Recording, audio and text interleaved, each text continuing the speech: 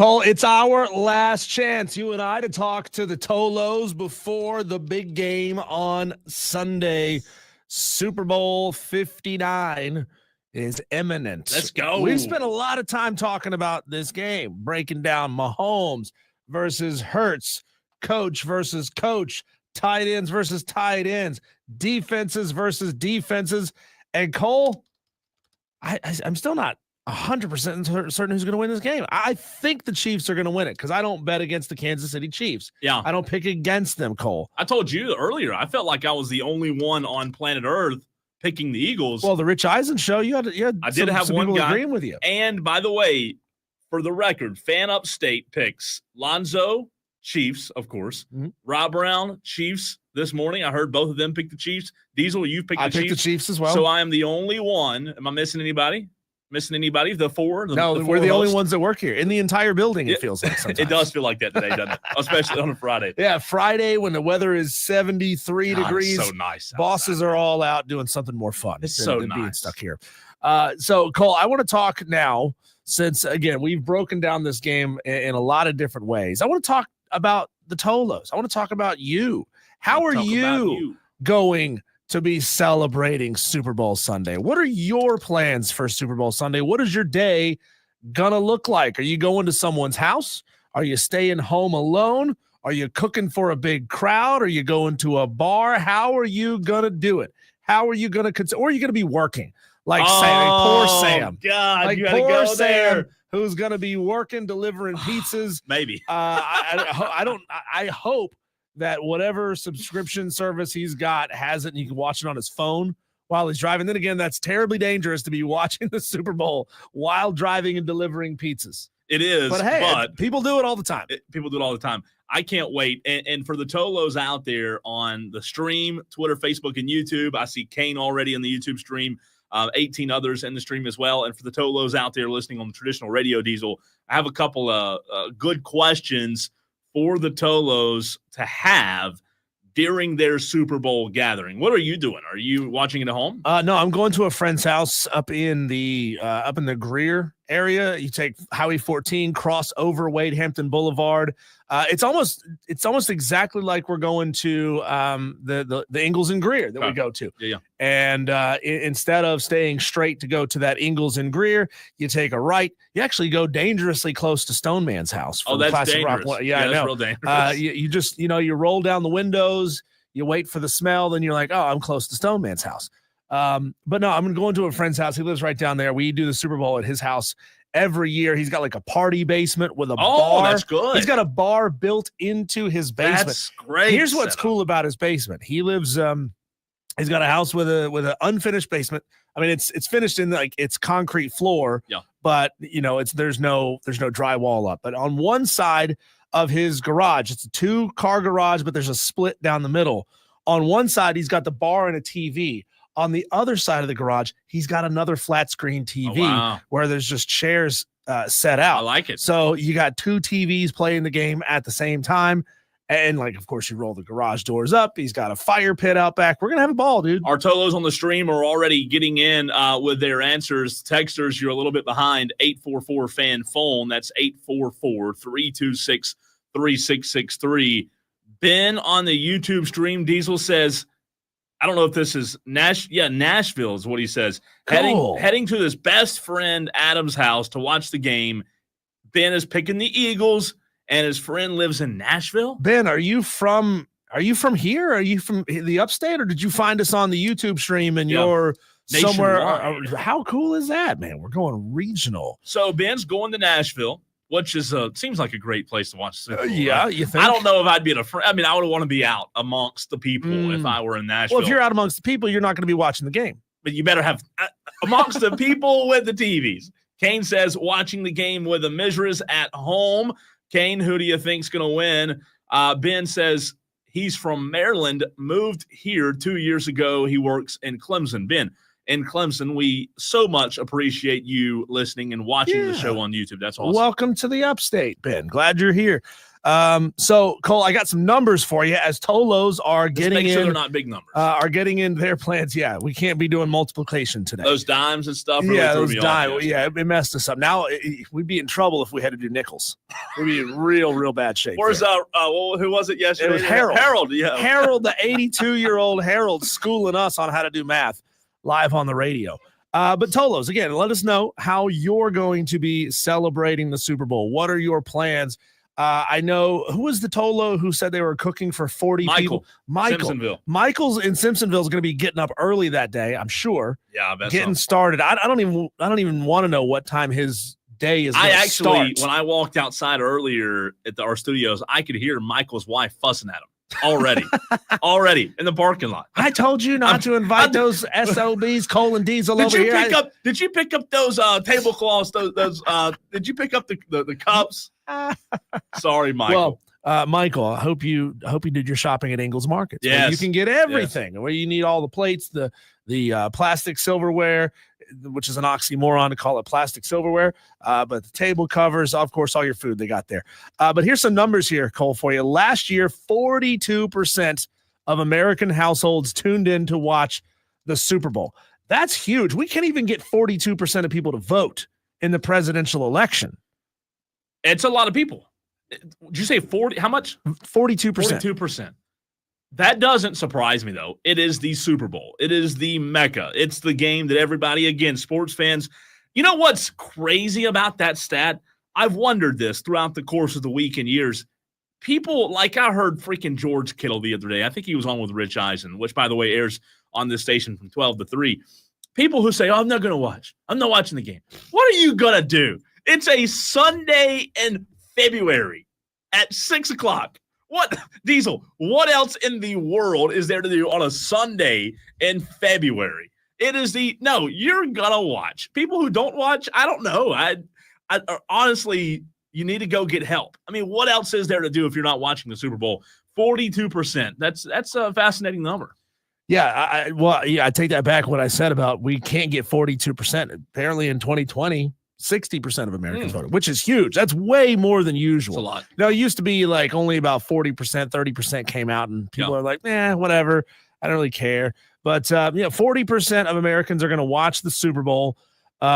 Research from a company called modernrestaurantmanagement.com says that 93% of people don't watch in public. 93% of people stay in a private setting is what you would call it, whether it's their house, a friend's house, or are watching alone. I could by see themselves. that. I didn't think it would be that high though. 92%. 92%. That's a high number. Yeah. So that's 92 of the 40 or whatever are watching it at someone's house. But Super Bowl parties, like I'll tell you this, Diesel, I've never watched a Super Bowl in public.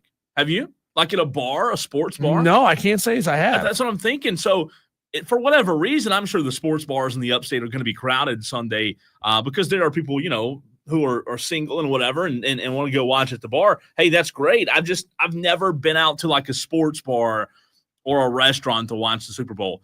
I also, to go along with your topic of what the Tolos are doing on Sunday night, I have two questions for the Tolos when it comes to your gathering. The first is, what annoys you the most that's said on Sunday night by the folks who don't normally watch football? So, like, if you're at your friend's house and there's, let's say, 15, 20 people there, some lady's going to walk in with her boyfriend or husband, and she's going to start asking, who's that guy? What's the quarterback? What's his name? What's the quarterback of the Chiefs' name? Why is Taylor Swift there? Yeah, what is Taylor Swift? Is she married to just dumb questions. I'm not good with my patience when it comes to dumb questions, Diesel. I can't stand it. Ben and Brian Pettit are going back and forth on the stream. Brian, welcome to Ben to the Tolo family. Ben says, hey, what's a Tolo? Well, I'm glad you asked, Ben, because a Tolo is what we call our P1 listeners. You are now officially a Tolo, whether you want to be or not. You're locked in. Turn it on. It means turn it on, leave it on. It means you understand the assignment that at 3:00 every day, you tune in and you listen to the show or you watch the show, you text in, you comment in, and you're a part of the show. So Hopefully you're now all the way Tolo to the end. Yeah, you're Tolo Ben. Right on. That's you, Tolo Ben. Yeah. A couple of text Diesel. Corn Chip on the text line 844-FAN, FONE, said, I'll be working most likely during the first part of the game. Hope to get it on the radio, but I honestly could care less about the games. That's Corn Chip. Wow. Corn Chip. Cadillac says, just me. Corn Chip's a college football guy. Kind of Cadillac watching the game with him. He says his brother and his puppy, a couple of steaks, 12-year-old bourbon, and cigars. Nothing wrong with that, Cadillac. Nothing wrong with that. Boy. Cadillac, what's your bourbon of choice? What's your cigar of choice? Hit us up. 12-year-old bourbon, he says. That's not bad. Not bad. So there's 300, if you want some actual numbers, there's 335 million Americans. The 42% who actually tune in and watch, that means 141 some odd million Americans will watch the game. And by 0.07, so the 7% who go watch it at bars, that's just under 10 million people, Cole, who are going out to bars to watch the Super Bowl. That's a fascinating number as well. So I said a minute ago, I want to know from the Tolos what question always annoys them the most, like during the gathering. Also, Diesel, a good topic of conversation to take with you to your Super Bowl gathering to have with, the other guys watching. What will the headlines, what will the biggest stories be on Monday? Will it be about the refs? Will it be about, Mahomes? I had an epiphany earlier, Diesel, because I'm picking the Chiefs to win. I had picking the Eagles to win. Did I say Chiefs? Yeah. I'm sorry. I'm picking the Eagles to win. I had a thought earlier. What if the Eagles win the game? Diesel, Patrick Mahomes in the fourth quarter has a chance to go win the game. He doesn't. The Eagles rise to the occasion, stop Patrick Mahomes. And you know what I fear? Even if the Eagles win the Super Bowl, what's talked about Monday by all the national shows? Oh, how devastating it was that Patrick Mahomes and the Chiefs couldn't get it. What could have been? Wah. Yeah. There's going to be a lot of crying. They will lament the fact that the Chiefs didn't three-peat more than they will gas up the Eagles for getting it done. Ben, look at you. Tolo understanding the assignment. He's in the comments section. He says the headline on Monday will be that Barkley runs for 200 yards in dominating fashion over the Chiefs. 200 yards in a Super Bowl. That's unbelievable. Most ever rushing yards in a Super Bowl, Diesel. That 200 right there, in my mind, just guessing, has to be up there. You want to know who holds it? Ben and Diesel and the rest of the Tolos? Is it Emmitt Smith? It is not. It is not. Timmy Smith has the most rushing yards in a Super Bowl in 1988. That doesn't even sound like a grown man. That sounds like the little kid down the street that cuts your lawn for you. Hey, Timmy, come on. I'll give you $50 to cut my grass. Played for the Washington Redskins at the time. 204 yards that night. Wow. So that's the most ever. That would be a borderline record-breaking accomplishment. That'd be fantastic. So, Cole, don't forget, Tolos, we are going to be doing the Final Four and the finals of our Super Bowl GOAT food items coming up at 5 o'clock. Let's go. We're in the Final Four, Rotel cheese dip versus banana pudding, and wings versus nachos. You can look at it like this, that the Final Four, those food items, are the GOAT spread that our Tolos decided. I mean, think about this. You got a Rotel cheese dip for your appetizer. You got wings for your main dish, nachos on the side, and banana pudding for dessert. Sounds like a great meal, but we got to take this thing all the way to the conclusion, Cole, and find out what is the best item. Let's do it. 5 o'clock. I can't wait. Wesley Roberts just joined the stream on Facebook. 42 now on the stream. Wesley, where are you watching the game? Are you still in Puerto Rico? I know you work out there, but I didn't know if you were watching the Super Bowl in Puerto Rico, and if so, what time would the Super Bowl be on? You know what's crazy? Think about this. Diesel, the Super Bowl comes on at 6:30, right? Mm-hmm. If you were in, let's say, Honolulu, Hawaii, it is right now it's 10:14 in Honolulu, Hawaii. AM. That's right, in the morning. So they are what? Is that 5 hours? It's 5 hours. So the Super Bowl for them will be at 1:30. 1:30 in the afternoon. Ooh. Wesley, are you still in Puerto Rico? I don't know if Puerto honestly Rico's that sounds pretty good. I'm not gonna lie. 1:30. 1:30. Yeah, get it done with. You got all afternoon to or all evening to like come down off of your food high. You're not gonna go into work the next day all tired and feeling like crap. The only bad thing about living in Hawaii is if you did watch college football, game day here comes on at 9. Yeah. That'd be what? 8, 7, 6, 5. You'd have to get up at 4 a.m. on a Saturday to watch college I'd game. Say tape it. TiVo it if you can. That's right. We got Dewey on the phones, Diesel. We'll get to Dewey. You want to get to Dewey and then hear the billboard? We got to get to the billboard. Let's hear from Dewey first. Right. Dewey, you are on the air. What's up? Yes. I think first of all, I think the headline of the day Monday is either going to be Taylor Swift dumps Travis Kelce because he failed to win the Super Bowl, or Travis Kelce proposes to Taylor Swift and she says no. You know what? If Taylor Swift's involved in that capacity, Dewey, you'll be right. It will be in the headline. It will be the headline. By the way, Dewey, you never sent me the address to your house of where our Super Bowl party is going to be Sunday. It's going to be at the bar. Oh, my bad. Thanks, Dewey. No, here's the twist of all twists, Cole. Taylor Swift dumps Travis Kelce because he couldn't win the Super Bowl, and she starts going out with Dallas Goedert. Oh gosh, yeah, she goes out with a Super Bowl winning tight end on the other side. Doesn't matter that Dallas Goedert has a girlfriend; it's neither here nor there. Taylor Swift, way bigger celebrity than if his that girlfriend. were the case, we would really have to question what it was about Taylor Swift and tight ends. You realize that? I mean, I like tight ends too, just a different kind. You would have to let's get to this billboard thing. This was probably the funniest thing. Smooth transition. Smooth here. That's what Diesel, maybe the funniest thing I've seen all year. Yeah, there's a short year. It's only January or December. What? God almighty. What February month is It's February. I'm so 7th. Lost. It's only January. Then I started going backwards to December. It's only February the 7th, but in 2025, this may be the best thing yet. So Chiefs fans are trolling. No, excuse me. Eagles fans are trolling Chiefs fans in Kansas City. This is great. By buying and disguising a billboard with a 24-hour pep rally for the Kansas City Chiefs. It says, call this number if you need a pep rally. They call it a pep rally in your pocket. The billboard is Chiefs red with some Chiefs gold and white script on it with a phone number, 816-323-GO-KC. On the billboard says, call this number if you need a pep rally in your pocket. We called the number, and here's what you get.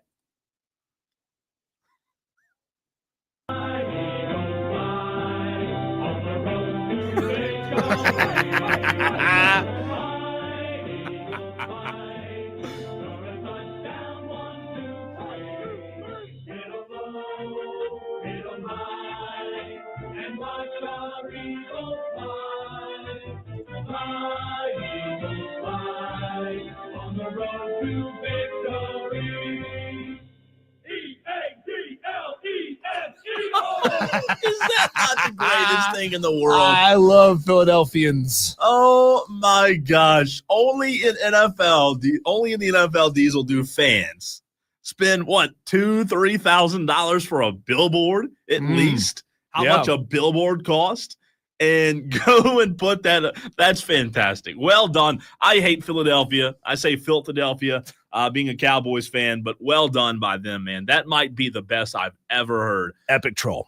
Good job. Good job, Eagles fans. Let's see. Texter from the 419 says, if the Chiefs win, it'll be a three-peat. If the Chiefs lose, it'll be will never be a three-peat. Oh, I'm with you. Will there ever be a three-peat if the Chiefs lose? Yeah, could be. That could be the topic of conversation on Monday. I just wonder, Cole, if the Chiefs lose, does this burst the bubble, right? Like the bubble, the balloon just has gotten more and more air in it as the Chiefs have continued to win and continue to win titles.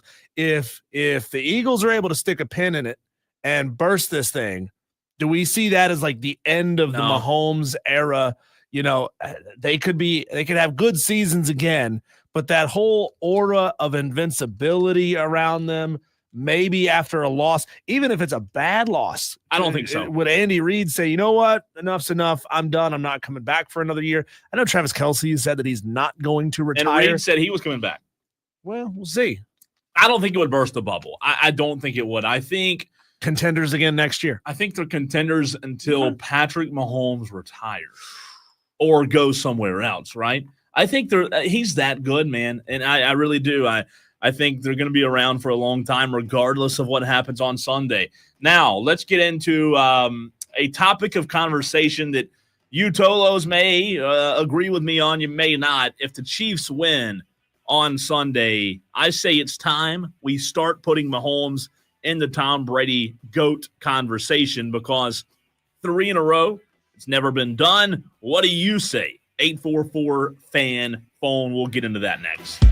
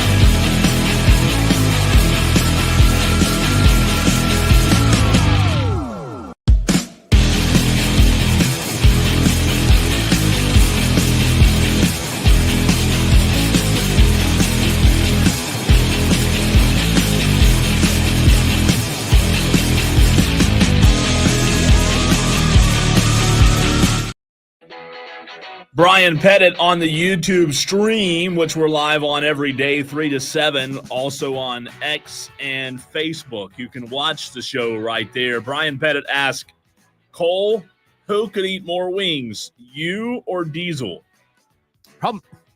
Probably Cole. I don't know. You said a fat joke? No, hey. It's a you're in your 20s joke. Oh, yes. I couldn't do it. Well, I responded, and I said, are they hot? Because hot wings, that's a big difference. If we're just eating regular wings. See, I will eat a hot wing or two, like a really hot wing or two every now and again, just for the fun of the challenge of it. Fun. It's so good. But I don't want to eat like 10 super hot wings because then it's going to tear my stomach apart. Like, I want to enjoy my food. I don't want to suffer through my food for someone else's enjoyment. That's ridiculous. Yeah, I would not order, like when I go out into a wing place, I don't order hot wings, but I do enjoy them. Like I do like them. I just like other flavors better. You only get 2 flavors. We have all of the sauces. I don't know whatever season it was at the time when we ordered them.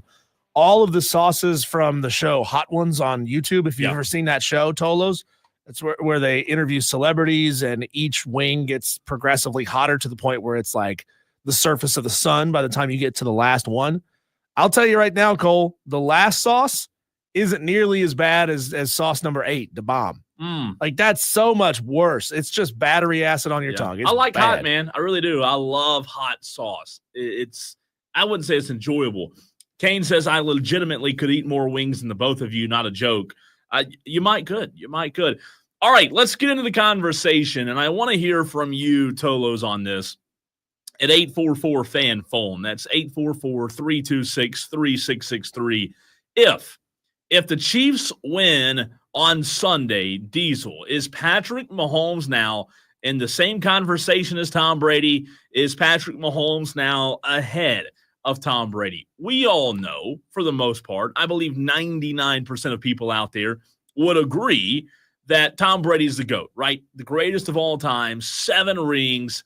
We know Montana and Bradshaw, and there were other guys who were good quarterbacks. But really, it comes down to Tom Brady and how quickly Patrick Mahomes has done what he's done. Diesel, Mahomes has already won more playoff games than Montana and Bradshaw's. So right now, it's down to the 2, right? It's down to Mahomes. It's down to Brady. Mahomes is in position, man. This sounds nuts, and I know a lot of people out there may push back on this. Mahomes is in the best position to pass Tom Brady. Before we came on air, you and I were talking about this in our office, and Tom Brady, he played in 10 Super Bowls, Diesel. Patrick Mahomes has already played. This is his 5th. I'm not saying he's going to win 7 rings, but the guy at his age, with I think 10 more years left of playing quarterback, he's already in 5 Super Bowls. That's nuts. So do you think Mahomes, Diesel, and Tolos, do you think Mahomes will ever be able to surpass Brady if he were to win on Sunday? Why do people insist on naming a GOAT and then immediately knocking them off the pedestal as GOAT and naming someone else who hasn't even come close to doing what they've done? That's the pure and simple definition of recency bias. Yeah. You saw greatness with Tom Brady. Patrick Mahomes is great also in the same time period. But guess what? Tom Brady beat Patrick Mahomes in the Super Bowl. We have head-to-head knowledge. This is not Jordan versus LeBron where we're debating different eras. They played in the same era. And Tom Brady, number one, has more playoff wins. He has more Super Bowl wins. He has more Super Bowl appearances. And he won the head-to-head. Patrick Mahomes will never be the GOAT compared to Tom Brady. Never. Really? Never. And I also tell you why, specifically because of the way Patrick Mahomes plays. He gets out of the pocket. He runs. He has to be mobile to do what he wants to do. He is phenomenal at it right now. But that is a diminishing skill set, Cole, that as you get into that 34, 35, 36-year-old range, you're going to lose a step or two. Maybe he can, use his savvy and get around it just a little bit because, all players who are in the league for a long time, they have to learn how to play smarter further and further into their careers. Yeah. But he's going to have to fundamentally change the way he plays. Brady didn't have to do that because he stood in the pocket, didn't run all that often. So I will tell you this. I agree with you on Brady being the GOAT right now. There's no question in my mind, Diesel, that Brady is the GOAT right now. However, I disagree with you on the stance that Mahomes can never be the GOAT. I do think, Diesel, that Patrick Mahomes has the athletic ability, the franchise, the home where he lives. I do think that he has what it takes to one day be looked at as the greatest of all time. And we know that Tom Brady, in the longevity of his career, set a standard that we've never seen before. And it's going, let me say this, it's going to take a lot for Patrick Mahomes to surpass Tom Brady. Do I think it can be done? Yes. Do I think it will be? He's got to win Sunday. He's got to win Sunday because we know the NFL stands for not for long, Diesel. It really does. It's a year-to-year league. Mahomes is going to get older. Andy Reid's going to retire one day. Travis Kelce's going to retire.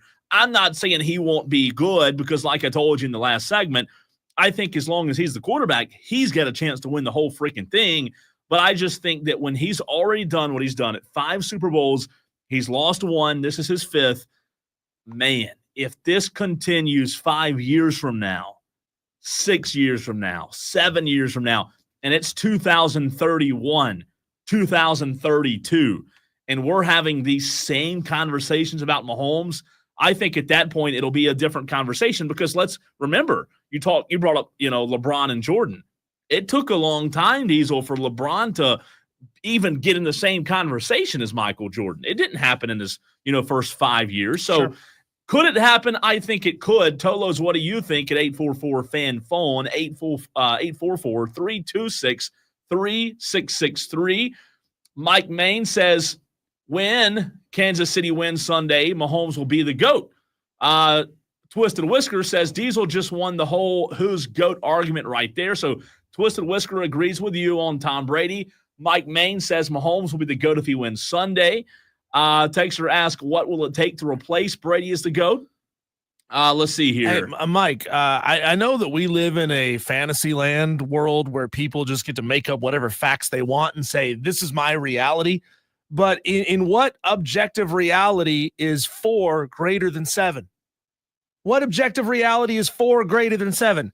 You know full well, Mike, that 7 is bigger than 4. You learned that when you were like 8 years old, man. Hopefully before that.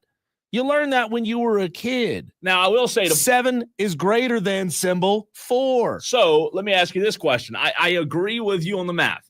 However, here's my stance. I don't think when having the GOAT conversation, you can only base it on rings, because if that were the case, you could say there are several players who are better than Michael Jordan. And when in reality, we all know that's not true. We all know Michael Jordan's one of the best, if not the best, to ever play the game. So well, to another point, Tom Brady has done it with 2 teams. Patrick Mahomes has only done it with one coach and one tight end. If Mahomes retired tomorrow, I would agree with you, Diesel, that he's not the GOAT because Tom has more. However, if Mahomes continues this longevity like LeBron does, I would disagree because here's why. I think, my opinion, I do think LeBron is a better player than Michael Jordan. Now, Michael has more rings than LeBron, so I think there's more to it than just rings. Aaron Rodgers, in my mind, was one of the best quarterbacks in Green Bay that I have ever seen with my eyes. He only has 1 Super Bowl. I think he is a better quarterback physically than Tom Brady was. Tom Brady is still the GOAT, but I just don't measure everything by the number of rings, if that makes sense. So I think there needs to be a new term, right? This term GOAT. It just popped up as this term, that buzzword a couple of years ago, and we wanted to start labeling GOATs all over the place. There's a GOAT, there's a GOAT, there's a GOAT, there's a GOAT. Yeah. How about this? We have a GOAT, and then we have a GOAT. We have a greatest of all time, and then a greatest of our time. Patrick Mahomes is setting up to be the GOAT, but he'll never be the GOAT. See, I think Tom Brady's the GOAT, and then I would say greatest of right now. What does that spell? Gorn. Gorn. I think Patrick Mahomes is the Gorn, right? He's the greatest of right now. There's no question. I think you would agree. Nobody questions that Patrick Mahomes isn't the best quarterback on the planet right now. But in terms of GOAT, You know what I will say? I think it's unfair to label somebody the GOAT while they're in their career. Wait till their career's done, because then we'll have a finished career versus a finished career, right? LeBron's still in his career at 40 years old. The GOAT conversations have been going on for 10, 12 years now. It's fascinating when you look at the two, Diesel, Mahomes versus Tom Brady. Mahomes has the advantage when it comes to stats. Stats don't measure everything. Everything isn't measured by a stat. Everything's not measured by the amount of championships. Tom Brady has 7 rings, 02, 04, 05, 15, 17, 19, 21. He lost in 8, 12, and 18. You said it a minute ago, Patrick Mahomes has 3. He's played in 4. This will be his 5th. 2021, the one he lost was to the Buccaneers. So we know that if you're just going to base it off of rings, it's going to be hard to catch Tom Brady. But that's the question. That's where we really need to dive in. Is the GOAT conversation, Diesel, only centered around championship rings? Cole, Lil Wayne said that you can turn a goon to a goblin. You can turn a goot to a goat, but you can't change a goat into not a goat. You know what I'm saying? Not really. A goat, it's really difficult to dethrone a goat. You can go from a goot, a greatest of our time, into a GOAT. It takes the entire length of the career, though. Like you were just saying, just like Lil Wayne said, you can turn a goon to a goblin. Yeah, I just think that when it's all said and done, I want to be very clear. I don't think right now Patrick Mahomes is the GOAT.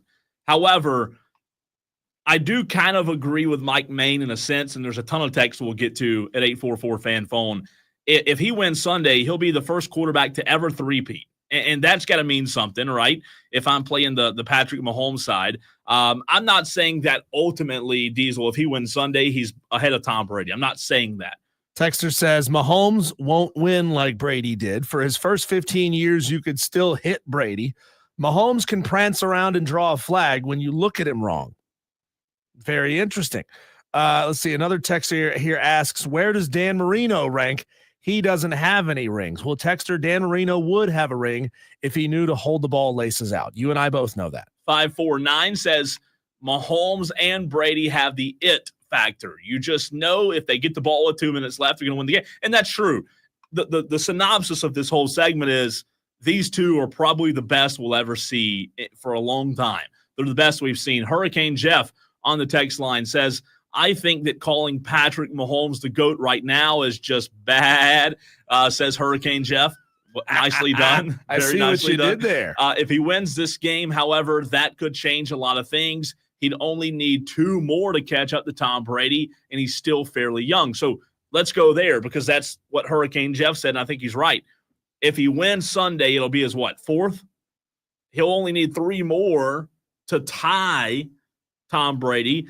There are a lot of people out there who view LeBron with 4 rings, or whatever it is, 3 or 4, who view LeBron with lesser rings than MJ as a better player. So in your mind, Diesel, what would have to happen, because a texter did ask this a minute ago, what would have to happen to replace Brady for Patrick Mahomes? Him to get 7? I don't know that 7 is the target. I think you got to get to 6. You got to do it with a different coaching staff, or you got to do it on a different team. You know, there's something to leaving your comfort zone and playing in a different city, playing with a whole new set of players, playing on a whole different, style of team. There's something for that. I mean, I'm a movie guy. You know as well as I do that Mickey was setting up easy patsy fights for Rocky to go out there and defend his title. So all of a sudden, Rocky Balboa has 15 title defense victories, but they were bums. He was fighting nobodies. He was fighting guys that were over their hill. So Patrick Mahomes has got to show me something on a different team, and we'll get that opportunity, right? I mean, Jason Kelce, even though he said he's going to come back, or Travis Kelce, even though he said he's going to come back next year, that doesn't mean he's going to come back for the 2026 season. Maybe he says one more, I'm done. And he's got to Patrick Mahomes got to figure out how to do it with another team. The last thing I'll say, because I know we got to run in a second. It's an interesting point you brought up about, for you, Diesel, being the GOAT requires you to prove that you can do it in another system, another team, another coach, right? Another staff. Especially when you're chasing somebody who already did that. I have one question. It wouldn't be a prerequisite if Tom Brady hadn't already done that. Can I clip what you said?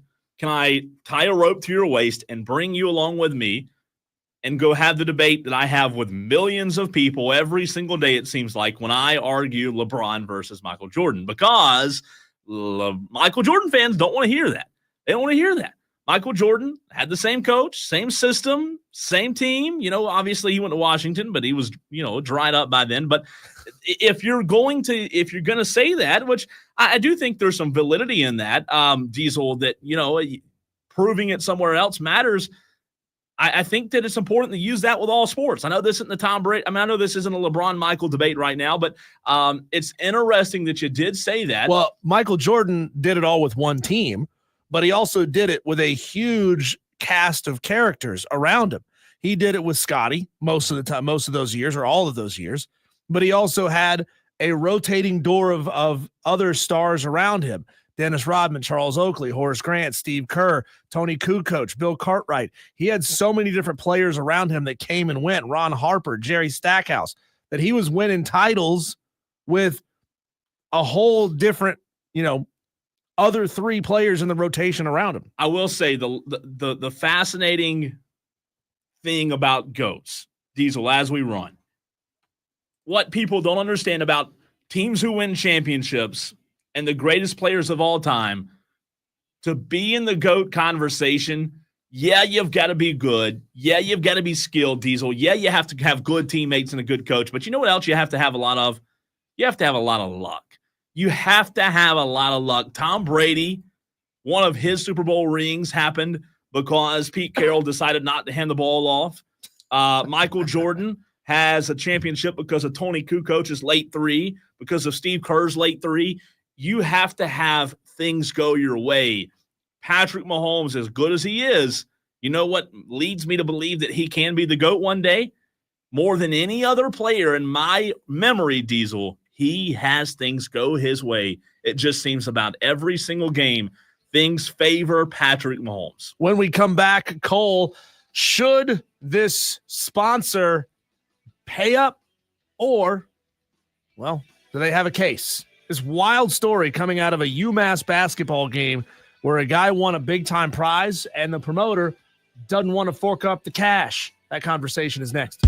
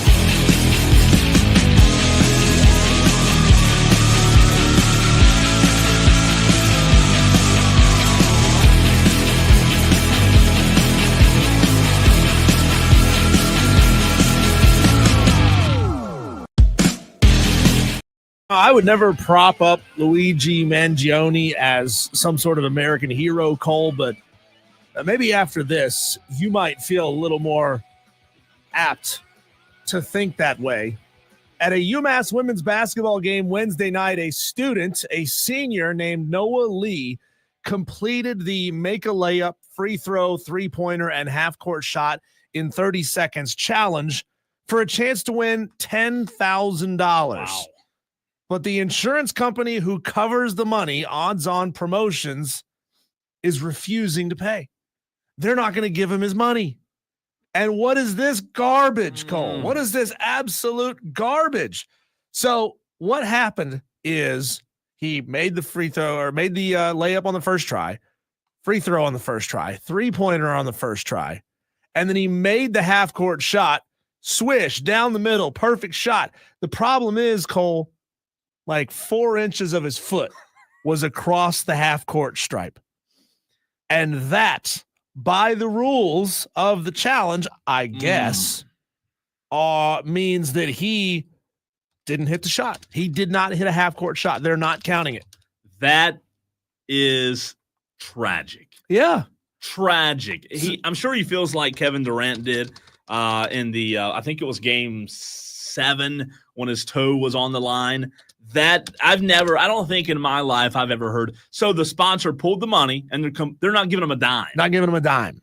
Right. So Noah, in his email, Noah was interviewed by the UMass newspaper, the Daily Collegian, and said, quote, I got an email from UMass athletics representative saying that the promotions company got back to them and said my foot was on the line and they will not be paying it out, which is obviously a little disappointing.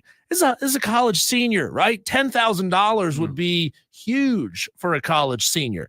So to make up for not giving him the money, UMass offered him suite tickets for 4 to a men's basketball game of his choice, a chance to participate in another contest on the court during halftime of that game, a pair of courtside seats for a women's basketball game of his choice, a $100 gift card for the concession stand, and a swag bag of UMass gear, all valued. And this, I'm making this part up. This is not in the article. All value probably what, like $500, maybe a little more. Maybe $500 because he gets a Loge box for the men's game. It's garbage. This is absolute garbage.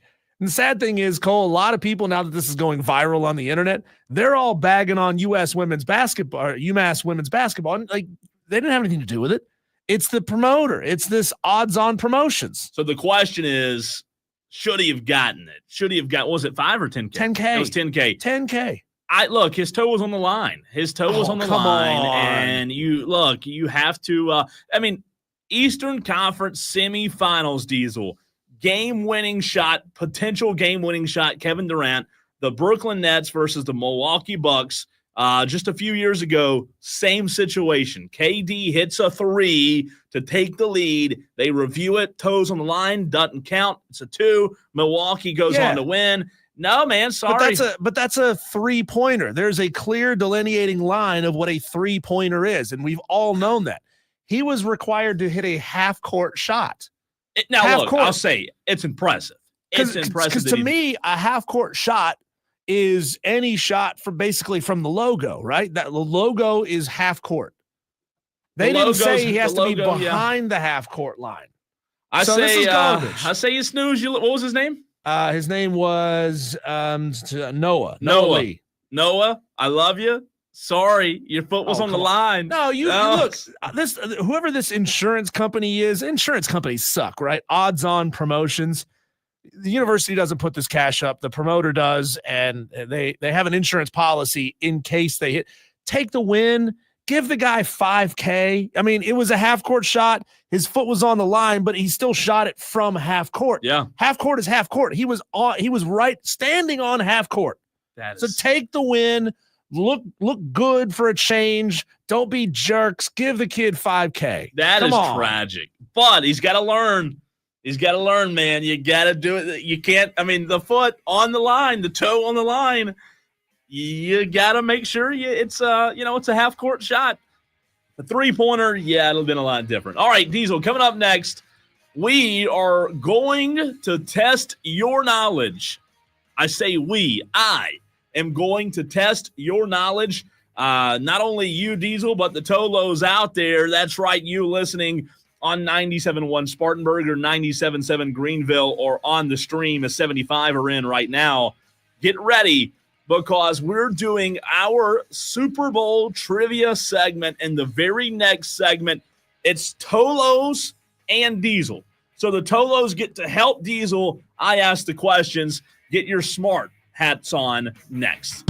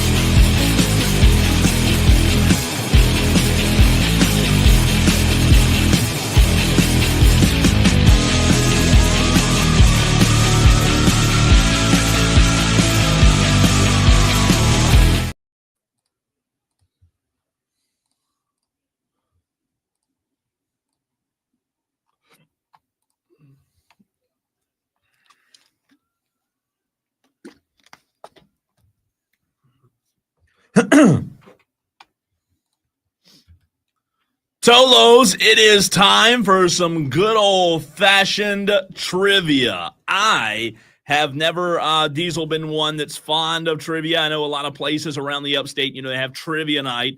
I'm not good at trivia, especially, when it comes to movies or music.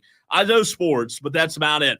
So we're going to do that in this very segment. I am going to put Diesel to the test, but to make it a little more interactive, to make it a little more intriguing, Tolos, how about help Diesel on each question?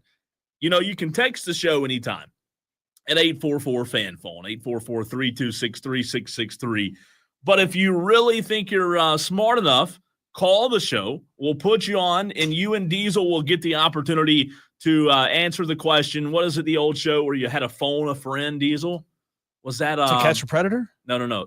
Where you're answering trivia questions, and they say, "Would you like to phone a friend?" Oh, you know Who Wants to Be a Millionaire? Yes, that was the best show, wasn't it? I missed that show. They said, "Hey, you want to phone a friend?" They phone a friend. They get the answer. Tolos, it's your opportunity to phone a friend. You phone Diesel right now, 844-FAN-PHONE, 844-326-3663. You think you got this or not? No, I'm terrible at sports trivia. What's your name? Terrible. I'm more of the feeling around a game, the milieu, the swell of the crowd, not remembering who played, right field for the Mets in 1984. I don't know. Well, don't worry. I'm not going to ask you about the Mets. Okay. Jersey Joe is the first Tolo to hop on the phone lines. Jersey Joe, are you a trivia guy? Do you think you can help Diesel here? Let's do this, Diesel. All right, Jersey Joe. So are you going to let Jersey Joe answer the question and I have to guess whether he's correct or not? No, we're going to ask the question. I'm going to ask the question, the trivia question. If you don't know it, then you'll let Jersey Joe help you out with okay. it. If you or Jersey Joe don't, we'll have to maybe go to the stream or the text line, right? So you want to start, you know what? I'll start easy. We'll start with some easy questions and then we'll work our way up, right? Let's start easy and then ramp our way up. The first ever Super Bowl was played between which two teams, Diesel? Do you have a clue? I'm going to guess one of them was Indianapolis and the other one was San Francisco. I don't know. I don't know. Okay, Jersey Joe, can you help him out? Do you know? I do believe it was the Packers and the Kansas City Chiefs. Wow. You got a good partner in Jersey Joe. Jersey Joe's a smart man. So how about that? He did say it was the Packers and the Chiefs. Jersey Joe did, and that would be correct. Congratulations on that. Oh, you want to do one more, Jersey Joe? You got time for another? Let's go. Come on. All right. So Jersey Joe's on a roll, man. I tell you what, he might be an NFL historian here. Do you know, Jersey Joe and Diesel, what the first time the Super Bowl was ever played, what was it called? The Pro Football Championship game. Jersey Joe, is he right or is he wrong there? I do believe he's wrong. Okay. Do you want to help him out? The National Football Conference Championship. That's right. Gosh, that's right. National Football Conference Championship? It was not spelled out. It was NF. Say that again. What'd you say, Jersey Joe? National Football Conference? Conference. Let me see. This is the National Football Championship? I think it was I had it right here. I've got like 9 tabs open. But both of you, Diesel and Jersey Joe, both of you were close. The first ever Super Bowl, let's see. I'm going to find it here because I saw this earlier. Okay, you're both wrong. It was called the AFL NFL World Championship game. World Championship. Wow. How about that? All right, you blow it, Joe. You blew it, Joey. Diesel, there are 4 teams. There are 4 teams that have never appeared in a Super Bowl. 4 teams that have never appeared in the Super Bowl. Tolos, if you want to hop in and help Diesel, you can. 844-FAN phone, 844-326-3663. I feel like I'm on blast with this segment, just showing how little I know. Well, that's why Joe was a big help. Did Joe hang up? Well, I figured we were going to give another Tolo a chance. Yeah, absolutely. Tolos, Diesel needs your assistance. 844-326-3663. I'm bad at this. And Jersey Joe hit the first one. And then the second one was a tough one. Well, the first ever I Super tell you Bowl what, that was going. let's have Kane, the P1 Armada elitist, Yeah. Kane, be my phone a friend in this round. Kane, are you willing to do that? Are you willing to help me out? Kane, you want to help Diesel out? He needs some help. There are 4 teams, Diesel, who have never appeared in a Super Bowl. Okay. Not just have lost the Super Bowl, but have never appeared. I think you might be able to nail one of these. Don't look at the – Well, actually, if we go over the last 25 years, the Dallas Cowboys would be on the list. Well, this is ever. This is ever. All right, let's see. Did he get it right?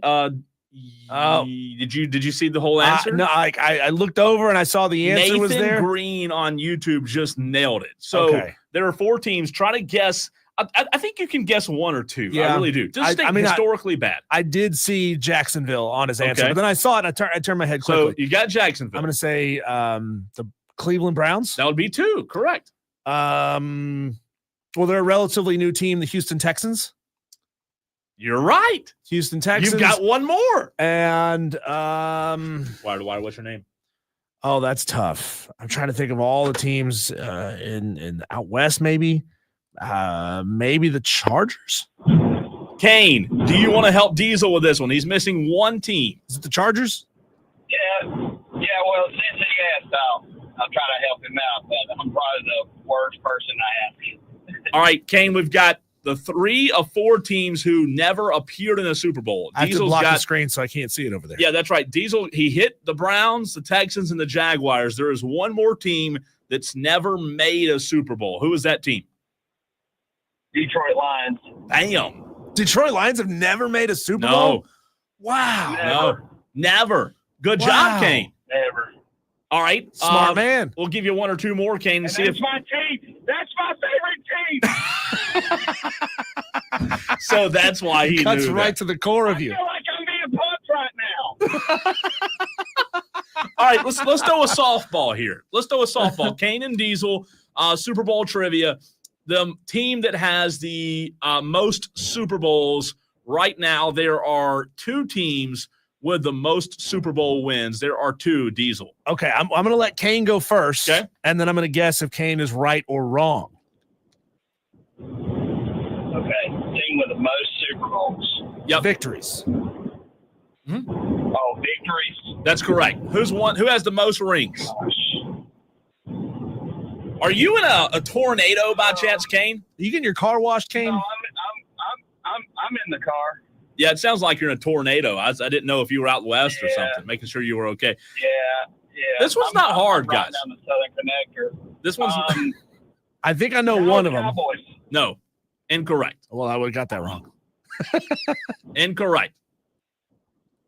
Patriots? Patriots won. Patriots? Yep. And think it's been a while. It's been a while. It's been a while. Kane, come on, man. Which team? Nope, not the Packers. Bears? Nope. Whoa. Pittsburgh Steelers. Okay. Pittsburgh and New England both have 6. Oh, no, we suck again. All right, Kane. You want to go 1 more, Kane? Yeah, let's do All right, one more. Let's go 2 out of 3. We can do this together. You and I, put our heads together. All right, this one is going to be tough, but I think with the 2 of you, you can do it. You can do it. There are 12 teams that have never hoisted a Lombardi. You've already said 4 of the 12, Diesel, because you said Lions, Texans, Jaguars, and Browns. Mm-hmm. Those 4 have never been, right? Yep. So now you only have 8. So Kane, Diesel, there are 8 teams that you haven't said who have never hoisted a Lombardi. You want to rapid fire the 2 of you? Panthers. Yep. Falcons. Correct. Texans. No, we already said that one. You got 6 left. Titans. That would be correct. Hey, 5 left. Chargers. Chargers would be correct. 4 left.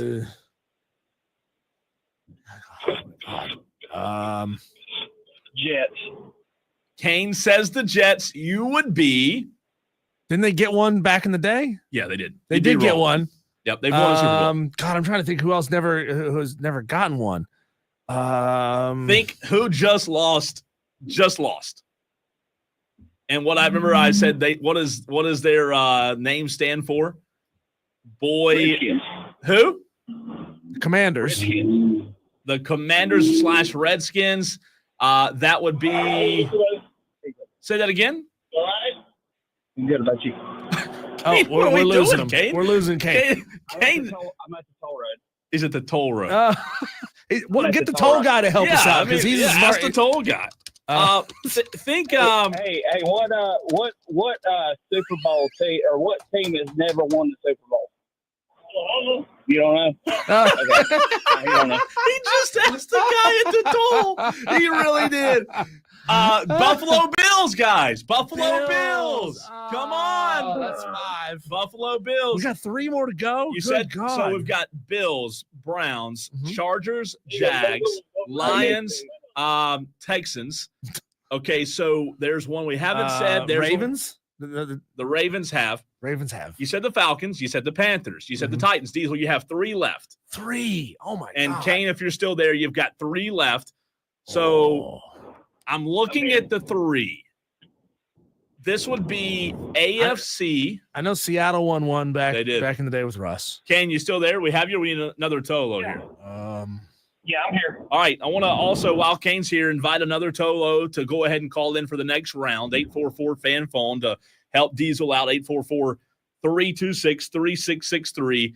Think. Alex. That Alex, Come on, Alex spoiled it. I looked over. Bengals. Bam. There you go. Well, we don't know if Kane's still on the stream, so Kane might have seen it, but I trust you that you didn't see it. I did. I saw that one, so I couldn't say it. I can't see it. No, So Okay, so there's two. 2 left. 2 left. Oh, So man. let me give you a hint on these. One of these teams, Kane and Diesel, were very close this year. They had a good team. They had a good roster. However, much like Vikings. Wow, One more. There's 7. Yes, because they suck. They suck so much. Their coach should not have been coach of the year. Oh my God. There is one more. And Diesel, you might here's your hint. Ready? Dolphins? Dolphins. In order to to get this, you might have to phone a video game expert. phone a video comic book guy from The Simpsons? That's your hint. That is your hint. In order to guess this team, you might have to phone a video game expert. That's a terrible clue. No, that's a good clue. Kane, are you with me there?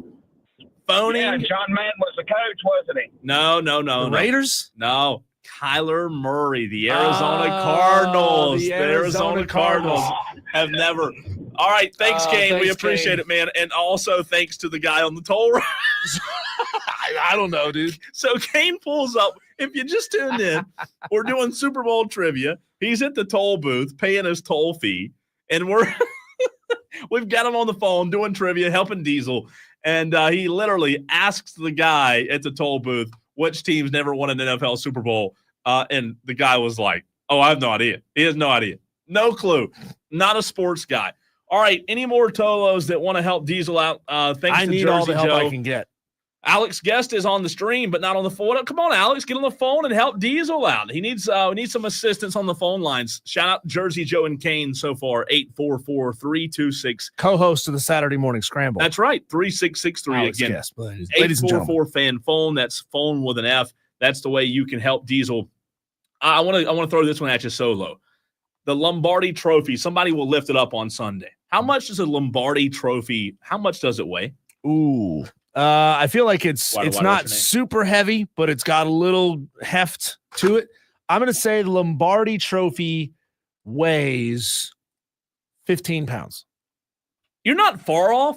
A little heavier, though. You were a little too heavy. Oh, okay. The Lombardi Trophy, Alex Guest, who was helping you on the stream, did call the show. Alex Guest of the Saturday Morning Scramble. On this one, do you want to help Diesel here, Alex? How much does the Lombardi Trophy weigh? Enough to break the ice. Boom. Yeah. What Diesel say? You said 15? I said 15 pounds, and that's high. That's high. Yep. Hoisting that thing. How much? Let's. Because it's hard. These are like big, strong football players, and they lift this thing over their head, and they make it look like it weighs, an ounce if it weighs 50 pounds. Let's go 8 pounds. 7. Wow. 7. So he was. Alex Doubled guess up. was really close. 7 pounds is how much the Lombardi weighs. So it's got to be hollow, right? Is it a It has hollow to be. trophy? Yeah, it Because if has it's to be. solid Gold or or gold-plated steel or aluminum or whatever it is, it'd be heavier than that. Yeah, it must be hollow on the inside. It really must be. So we've gotten the ones who have never played in the Super Bowl. That's a tough one right there, man. I'm not going to ask you guys that one. There are some really tough ones on here. Like, for example, which famous jeweler makes the Lombardi trophy? Is there, how would you guess that? Tiffany? You did. Tiffany. I was going to say, isn't it Tiffany? Tiffany. Like, that's the only famous jeweler I know besides Zales. All right, let's see here. Which I had a really good one. I lost it. Which 2 cities have hosted the most Super Bowl games? Which 2 cities have hosted the most Super Bowl games? Diesel is guessing. He has Alex Guest helping him out on his left. Diesel, you want to shoot at this one first? Yeah, I'm going to say Houston is one of them. Incorrect. Dallas. Incorrect. New Orleans. That's an easy one. Okay, I didn't want to steal that one from Alex. All right, Alex, you got another one? He's right on the New Orleans. But I was tired of being wrong. 2 cities, most Super Bowls. Yep, 2 cities who have hosted. Diesel was right. New Orleans is one of the 2. Okay. What's the abbreviation for the state that New Orleans is in, Alex? The abbreviation for the state that New Orleans is in is L.A., but I don't think Los Angeles. No? No. He's right. Is it L.A.? It's not L.A. He's right in it not being L.A. I feel like it's got to be like one of the Florida cities, right? You would be right. You're getting warm. Is it Miami? Miami. There you go. Y'all did good. Look at you working together there. Couldn't have done it without you, Alex. All right, let's see. We got time for one or 2 more here. Let's see here. I had some really good ones. All right, Alex, Guest, and Diesel, how much do you think the first ticket cost? This is the last question. We have a guest coming up next. The first ever Super Bowl. How much did a ticket cost for this first ever Super Bowl? $1.50. Nope, higher. Alex? $10. You're close. Really close. $10.50? Closer. $10.75. $10.75. $12. Oh, okay. $12. What year was the first Super Bowl? 19. Oh man, I had it somewhere. It was. I'm not great with math here. Would be somewhere around 55. 67. Alex says 67. It was 67. You're right. $12 ticket. Alex, you're the man. Appreciate it. That is the equivalent to only, Alex, think of this. That's the equivalent to $113 today. Isn't that crazy? Yeah. Imagine getting into the Super Bowl today for $113. Wow. Instead of the $4,000. You did good, though, on your trivia. I did terrible. No, I feel bad about myself. No, I think you know what? Good. I'm going to go cry in the corner. The Tolos. Shout out to the Tolos for helping, man. I got to stop. I got to stop crying. Got to suck it up because we have a guest coming on in the very next segment of the show.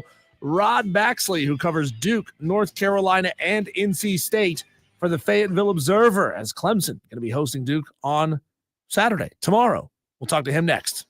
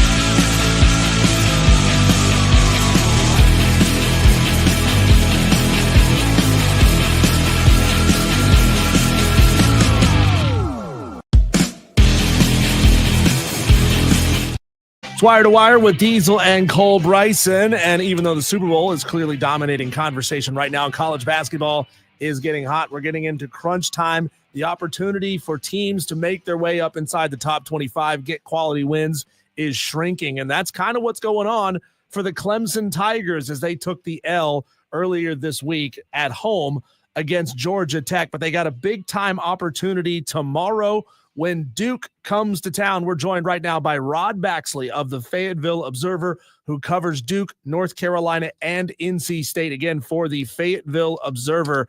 Rod, Clemson has kind of just hung right there in that 26, 27, 28 range. I wonder from you, is getting a home win against Duke, in your mind, enough to push them into the top 20, top 25 conversation? Yeah, absolutely, Cole.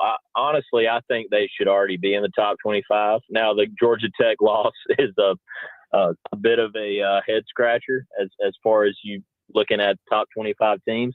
But if you beat Duke on your home court as good as Duke has been, that should absolutely vault you into the top 25 of the rankings. Rod, it's great to have you on, man. Look, this college basketball season's been interesting, dominated a lot by the SEC.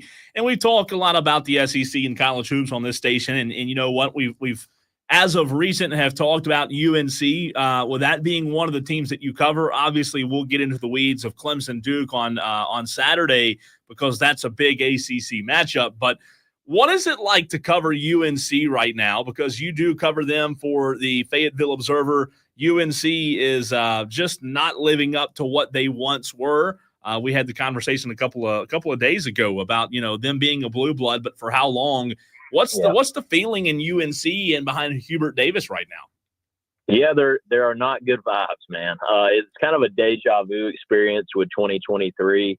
This team doesn't really have a line in the sand guy, and by that I mean guys that when the going gets tough, they can stand up and kind of steady the ship. That's nothing against RJ Davis, great player, good leader as far as leading by example, but they don't have that vocal leader that they've had on their very good teams. And let's be frank, they missed in the portal with getting a big guy and then a guy like Cade Tyson, who they thought was going to be one of their best contributors. He's unplayable at this point. That's just a fact. So right now they're treading water and trending toward missing the NCAA tournament for the second time in 3 seasons. And it doesn't look good moving forward. Rod, who on this Duke team deserves a lot more credit than they're getting? Obviously, Cooper Flagg is kind of soaking up all of the headlines. Con Knippel is a fantastic player. Tyrese Proctor is a fantastic player. It's tough to say that by himself, Cooper Flagg couldn't carry this team to a very good season. Yeah. But, it obviously helps when you've got a handful of elite guys around you. It feels like some of those guys aren't getting the love that they deserve. Yeah, this is kind of, and we've said this multiple times this year as far as the guys covering Duke. This feels like the best of both John's first 2 teams as far as John Shire. The first team, very good defensively. Second team, very good offensively. This team's the best of both worlds. And I think when you talk about the player who's kind of changed everything for them, I think it's Sion James, the Tulane transfer. He's been in the starting lineup for 14 or 15 games now, and they've been undefeated since he was inserted in the starting lineup. He does everything well, whatever they need, scoring, passing, plus defender. He's the ultimate connector, as John Shire likes to say. So if you're talking about somebody that needs more credit, you have to start with Sion James.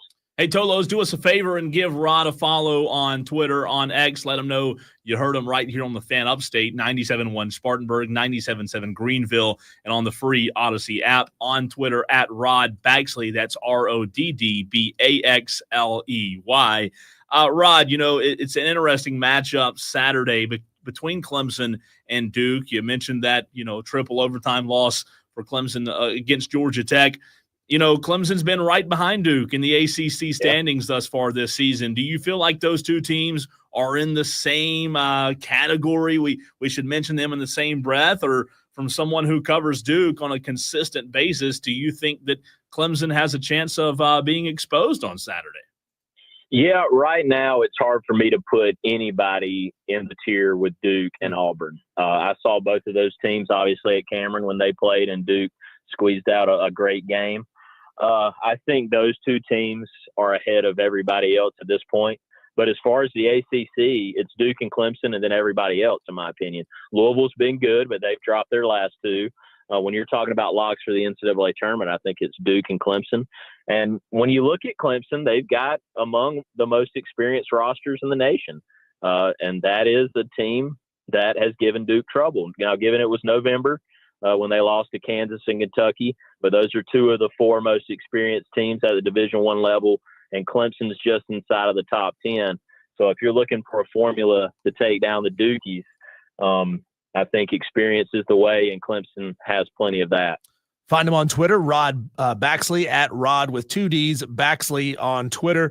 Rod, how do you think this Duke team, and I'm asking you to put on your prediction hat here, will be able to fare in an NCAA tournament environment, especially once they get past the round of 32 and they start facing, ranked teams, quality teams, night after night after night, because that hasn't really been, the MO of any ACC team this year. Not a lot of ranked opponents on the schedule. I know they're very, very good, but are they built to go against ranked top 25 teams multiple nights in a row, which is something that a lot of SEC teams have already faced all season long? Yeah, it's obviously not the SEC where you have quadrant one games, it seems, every night. But Duke, the way John Shire scheduled this year, they had very good non-conference games. At Arizona, that win is looking better every game. Obviously, Auburn at home in the ACC SEC Challenge, and then we had Kansas and Kentucky in November. That kind of groomed these young guys to get thrown into the fire, so to speak. And then when you look at the ACC, there's not the competition as far as what you want from top to bottom, but Duke still has to fight that human nature, as Coach K used to always point to, as far as being the team that's trying to make a run to 20-0 in the ACC. And there's a different kind of pressure there, but you're getting everybody's best shot, good, bad, or ugly. These teams are probably going to play above their level when you play a Duke team, because it's a chance to get that silver bullet that could help your NCAA tournament resume, or if you're not in the NCAA tournament mix, it can give you some hope going into next season. So it's a different kind of pressure as far as the quality of competition when you get the SEC teams playing up and beating on each other. But Duke is facing the pressure of trying to, make a perfect run through league play for the first time since 1999. Hey, Rod, I know, after this game's all said and done, Christian Reeves' name probably won't be talked about because he's not a starter yet for Clemson, with Shefflin there. He has upped his minutes about 5 minutes a game, so he's getting more playing time. But one of the 7 transfers that transferred out of Duke this offseason, and Christian Reeves, any extra juice in your mind that will be of aid for the Blue Devils as they go on the road to play one of their former guys?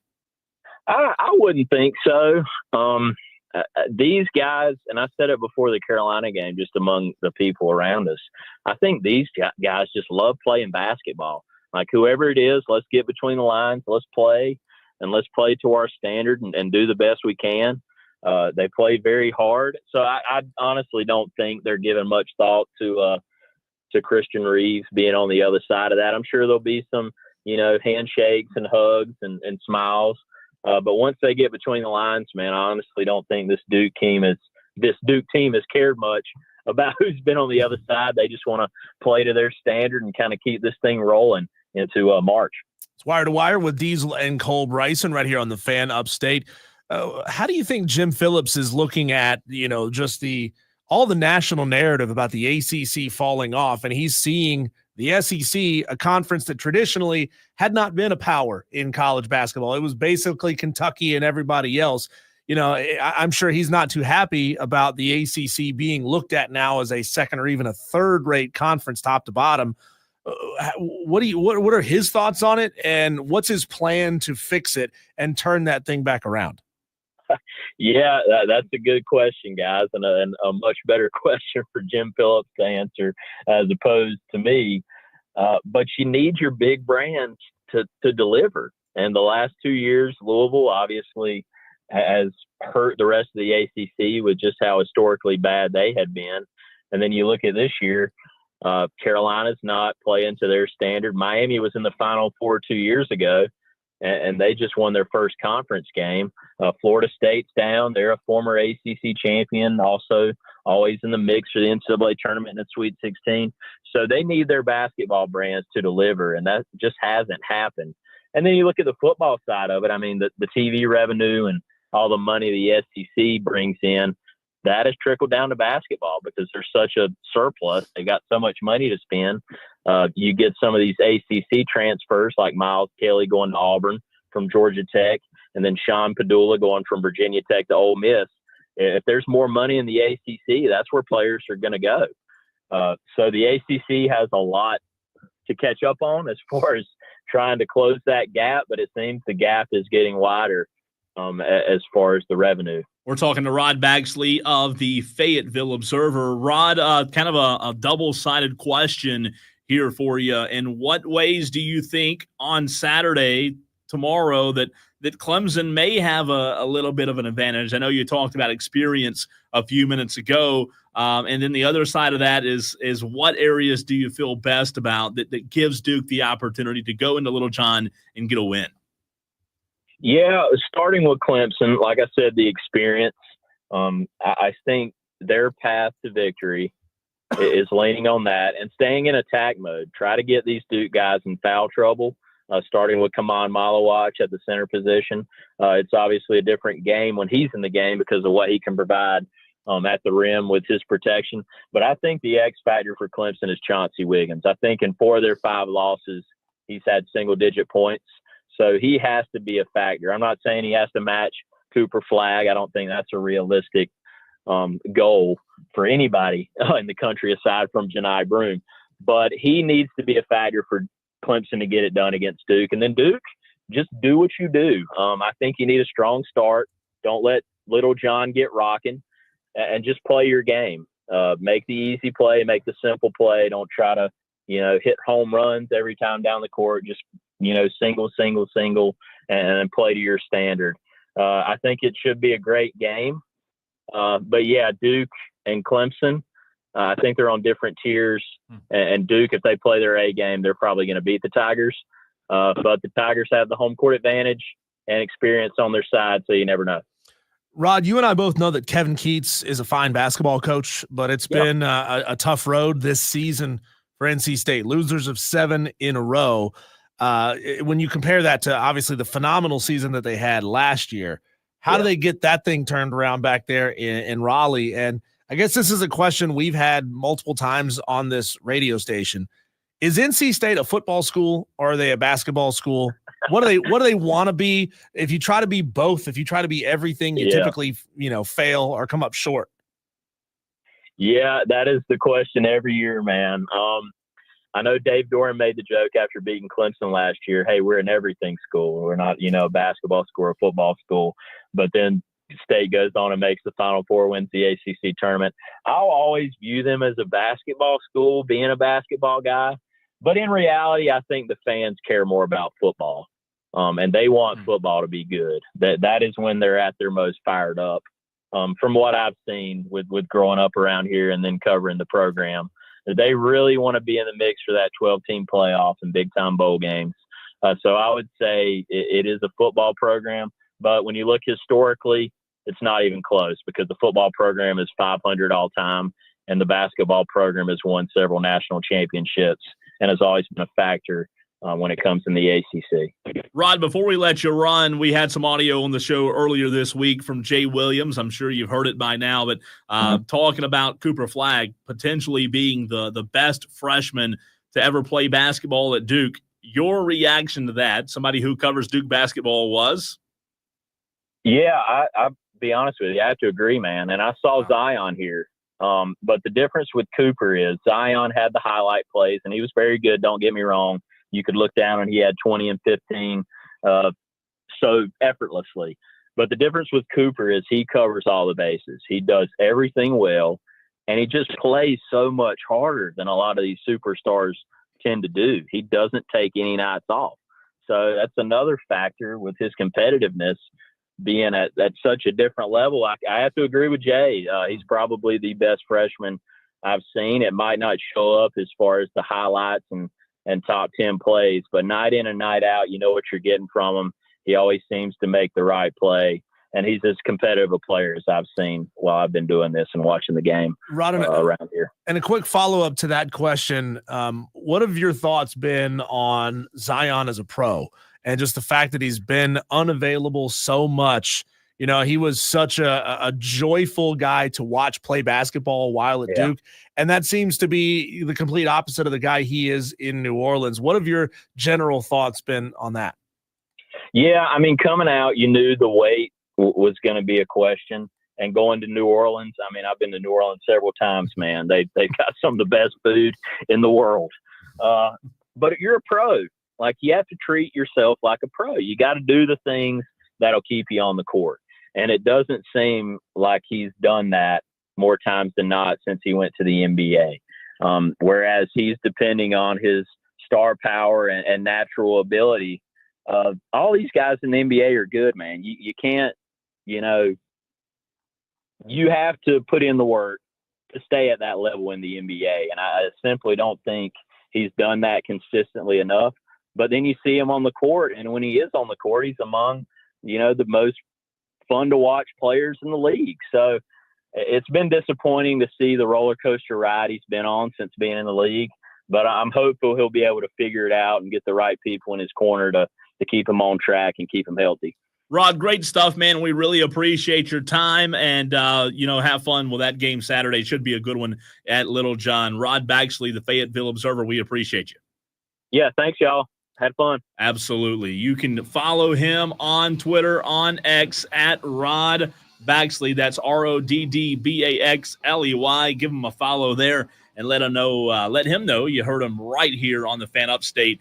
Diesel, we touched on this yesterday. We've got to go right back to it and figure out what our Tolo, Sam, and Taylor's should do and what he's going to do. Sam, if you're listening, if you're Toloing, which means turning it on, leaving it on, we have a big, big dilemma to conquer. Tolos, if you didn't catch the show yesterday, we'll fill you in next.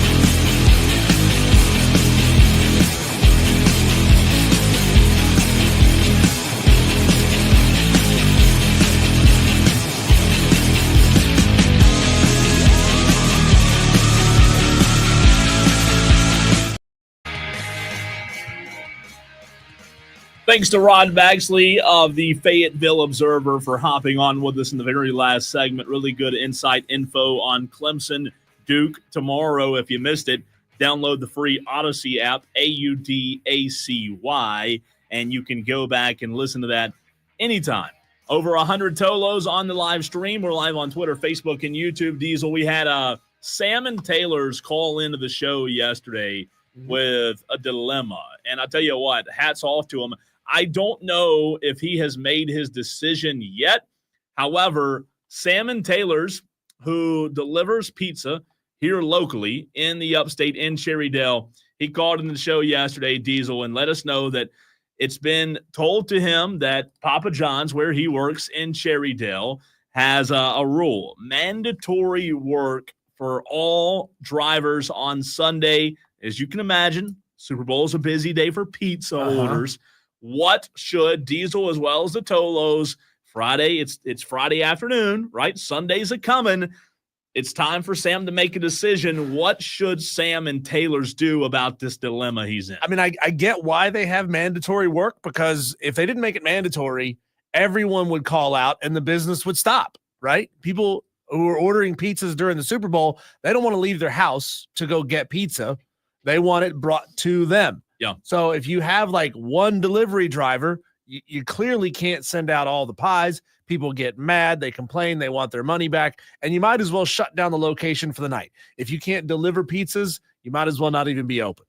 It's tough. I think Sam and Taylor's, if, you know, the way he was talking to us yesterday, he said, look, man, it's one of the only opportunities of the whole year I get to spend with my family. He likes planning the party, you know, organizing the whole event. I know I worked, when I was in high school, I worked at a restaurant in Spartanburg, and Sundays were mandatory. Same thing. Not just Super Bowl Sundays. Did Sam not work at Papa John's last year? Not. He didn't answer that. We don't know. I don't know. So I know that Sundays, being a popular day, are a very busy day for restaurants, and especially like Papa John's. I get it. I've been there, but I don't know how important it is to Sam, right? How important is the Super Bowl party, Diesel, but also how important is your job? There are other pizza companies out there. Yeah, I'd quit. You can deliver pizzas for Pizza Hut. You're an experienced pizza delivery guy. Domino's, Marco's, Donato's, somebody out there will hire you to deliver these pizzas. Do you think that the owner or manager of that Papa John's location would start calling around to the other pizza chains and blackball Sam if he just quit? I would hope not. That would be a D move, That'd be a D move. I'm sure they all have the same policies too, because everybody's ordering pizzas for them on Super Bowl Sunday. But you know what? Hopefully they would. 844-FAN phone, 844-326-3663. What should Sam do in this position? And Sam, if you're out there listening, as we appreciate you do, we appreciate you listening to the show and being a Tolo, which stands for Turn On, Leave On. Let us know what the verdict is, because I'll be thinking about you Sunday. I mean, I really will. As I'm chowing down on my wings and ribs and my fingers are messy, Diesel, I'll be thinking, man, somewhere out there, old Sam and Taylor's at the Cherrydale Papa John's location, he's working for us tonight. He should be appreciated. I don't know if. You know what? Businesses like that should be paying like time and a half. Yeah, you should get paid. That's a good point. You should get double for working on a day like that. I mean, look, it is what it is. You took a job working in food service, and there's a lot of big events that people like to order pizzas for. NBA Finals, World Series games, the Super Bowl, every football Sunday, people want to order pizzas. So it just is what it is. I've got an idea. You got to go to work. As this texter said, Sam should man up and go to work. Tolo's saying, hey, just get up and go to work. I've got an idea, though, for the following year's, Diesel, for the Super Bowl.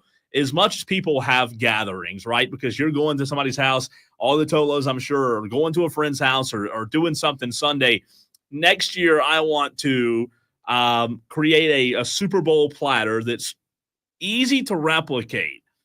And I know, you have all of your favorite dishes that we're going to talk about in 9 minutes. But can you imagine how much money if you just said, hey, I'm going to do this once a year on Super Bowl Sunday. Here's the platters. I'm going to replicate this platter 200 times. Can you imagine how much money you can make? I mean, I'm always thinking how I can make money off of the Super Bowl. You can make a killing. Deliver it. Do what Sam does. Deliver the pizza to the houses of the people of the Tolos. You can make a killing.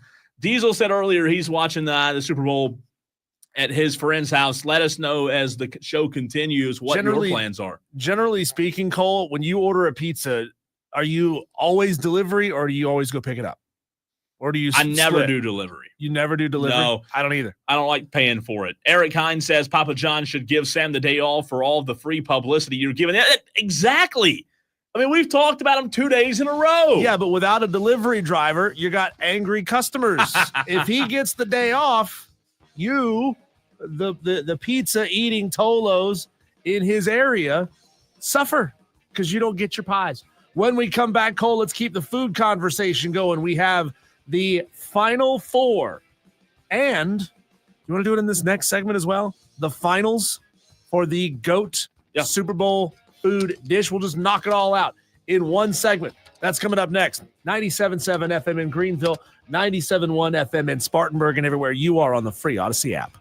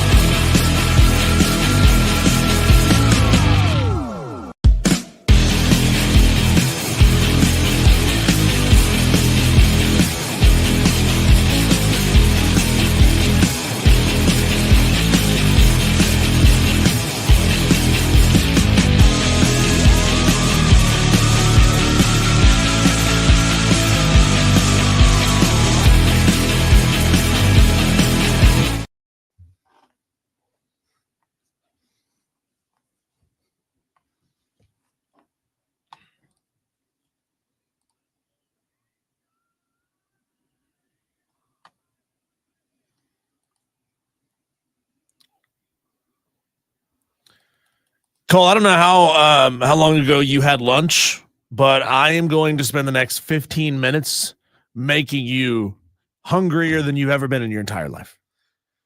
Yeah, I've the last 3 days during this segment, I've thought about Super Bowl foods. I'm ready. Tolos, you asked us to do this, and we are nothing if not willing to acquiesce to your requests. We have put together a bracket of 16 Super Bowl foods that you also nominated, and we have bracketed them off all the way down now to the final 4 Super Bowl foods. 1 appetizer, 1 main dish, 1 side, and 1 dessert.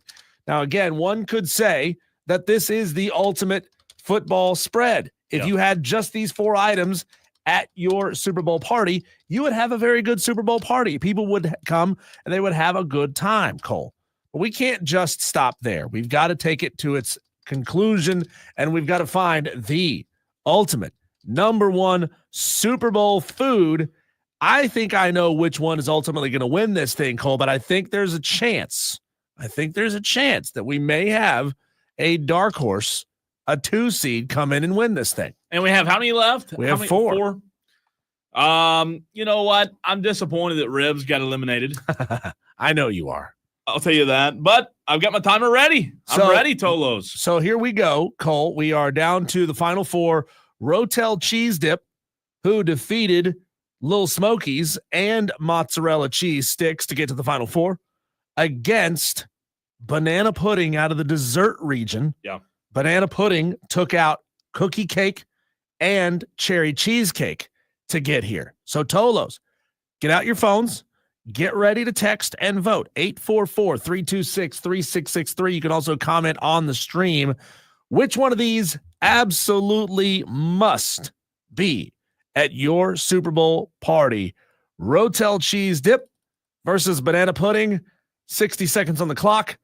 Go. You know, it's so sad that now we were going appetizer versus appetizer and dessert versus dessert. Now we're getting in the crossover. Yeah. And I'm going to stick by what I said the entire time. Dessert, isn't not even on my mind. Yeah, but for Super Bowl Sunday. So every Super Bowl party you've ever been to has desserts. I don't think so. No, come on. Yeah. Then you're not going to the right Super Bowl party. I am crossing the dessert out here. I am going with the Rotel Cheese Dip. The Rotel Cheese Dip's probably the GOAT. I mean, it's delicious. It's so good. So sorry, any dessert out there that I love the Oreo pie. It got eliminated a couple of days ago, but it is it's definitely the Rotel Cheese Dip for me. He's still sore about that. Yeah, I am. He's still sore about that. Texters 844-326-3663. What is the GOAT GOAT item between Rotel Cheese Dip and Banana Pudding? Get your votes to us right now. I feel like this one's gonna be a rout, Cole, but it is what it is. It's an appetizer that is at every single Super Bowl party, and a dessert that is just delicious in and of itself. You can have it any time of year. It works at 4th of July. It works at Labor Day. It works at birthdays and parties. It works all the time. Any day that ends with Y. Exactly. Banana pudding is amazing. And by the way, time is up. Time is up. Tolos, time is up. Stop your texting. And it looks like it's a clean sweep. It's a sweep. And by the way, Tolos on the stream, where are you at? Let's 105 of you right now on the stream. We're voting on these Super Bowl foods. The text line dominating right now more so than the stream. So Diesel, it looks as if the Rotel is going to move on. The Rotel Cheese Dip is going to move. I love Rotel Cheese Dip. So good. Some Velveeta cheese, the Rotel tomatoes out of the can. Like it's not a bougie meal. It's easy to make too. It's easy. Just melt some cheese, mix in some tomatoes, and then you can put chicken in it if you wanted to. A lot of people love to put sausage in it. You never put meat in your Rotel cheese dip? I don't think so. Bro, I think you're just missing out. Maybe ground sausage. Ground sausage is incredible. Ground sausage is great. Yeah. And here's where it gets really real. Really real. Tolos who have not participated in this, now's your chance. In the main dish region, the champion of the main dish region, chicken wings. However you want to flavor your chicken wings. Okay. It's however you want them, okay? Chicken wings defeated ribs and brats to get here. And I get it because wings are a crowd pleaser. Not everybody loves a brat. No, not everybody loves ribs.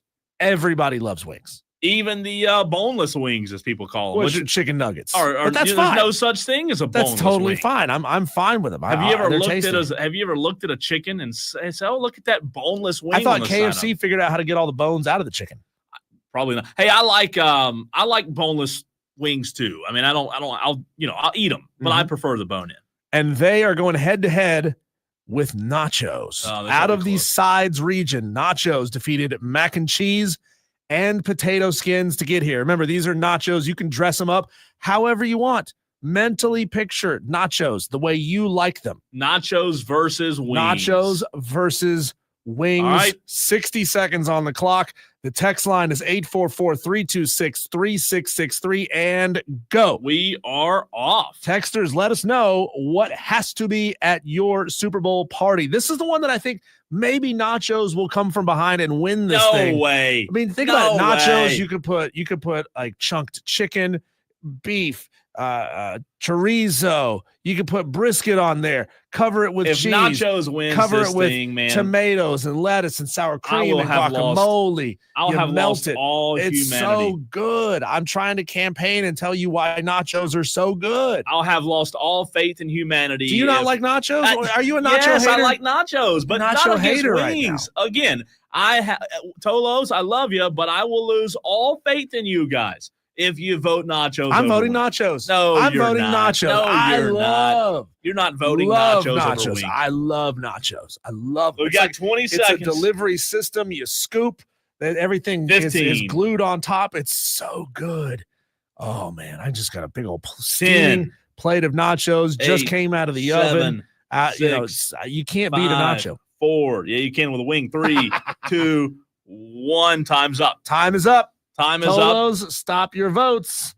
We didn't have one. Oh, we got one vote for nacho. I thought nachos might have a chance. No I mean, way. I figured that wings was going to win, but I thought maybe we had some Tolos who love their nachos a lot. Chicken wings advances. Chicken wings advances. They're the number 1 seed. That was the number 1 overall seed. I think we all kind of knew. Yeah, we did. That was going to happen. So here we go, Cole. Finals. Are you ready? I'm ready. Can you almost taste both of these items? Wait, this is it? This is finals. Like it. This is it. Oh, no. Okay. Think about this. You go to a Super Bowl party. You've got these 2 items on the table and a bunch of other crap. I tell you, you can only get one. You can only pick up one of these items. Which one is it going to be? Rotel cheese dip, dressed up the way you like it, or chicken wings, flavored, sauced, dry rubbed, whatever it is, fried, baked, however you want them. What you taking? This one's epic. 844. Wow, I like this music. This one's epic, man. I like this music. I feel like somebody, I'm picturing somebody jumping out of an airplane. Well, the and reason diving for it into is a war zone. You're talking about wings and Rotel dip, 2 extraordinaires at the Super Bowl parties, and you had to have some very dramatic, epic music for it. And the timer is going to begin, Diesel, in 3, 2, 1. Chicken wings versus Rotel dip. I can't wait. See, now here's where the nachos almost get a callback here, because you use the nachos to scoop up the Rotel cheese dip. Yeah. No, those aren't nachos. Those are chips. It's a nacho chip. Those are chips. Yeah. So you use the chip. I mean, let's be real. Are nachos and Rotel cheese dip that tremendously different? No, they're not. A little bit. A lot more cheese. But I love both. I'm going to get both at this year's Super Bowl party. I'm going to wings. Going wings? Wings to win it all for me. Yep. I think the wings are just they're the best. But like melted cheese, tomatoes, sausage, beef, whatever it is you like to put into your Rotel cheese. Rotel, like, it's just such a classic. It's such a classic. Anybody can make Rotel cheese dip. Anybody can make it. It's good. Not everybody can make great wings. Everybody can make great Rotel. And time is up. Time is up. Time is up, Tolo. So here this is it, right? This is the whole shebang. not a ton on the Wesley Roberts did vote chicken wings on the Facebook, so not a lot on the Facebook stream. Tolo's on the text line. We need your response, 844-326-3663. It's very simple. This is it. Mhm. Chicken wings versus Rotel. Yeah. Which one do you want? Joey is going cheese dip because it goes with nachos. We've got another Tolo who says Rotel cheese dip. On the stream, Wesley Roberts going chicken wings. How about this? How about you Tolos out there? We'll give you a few extra moments because Diesel, we have a Tolo who has called in that we just talked about in the very last segment, and we've got to get a verdict on what has happened here. Sam and Taylor's, who we just talked about in the very last segment.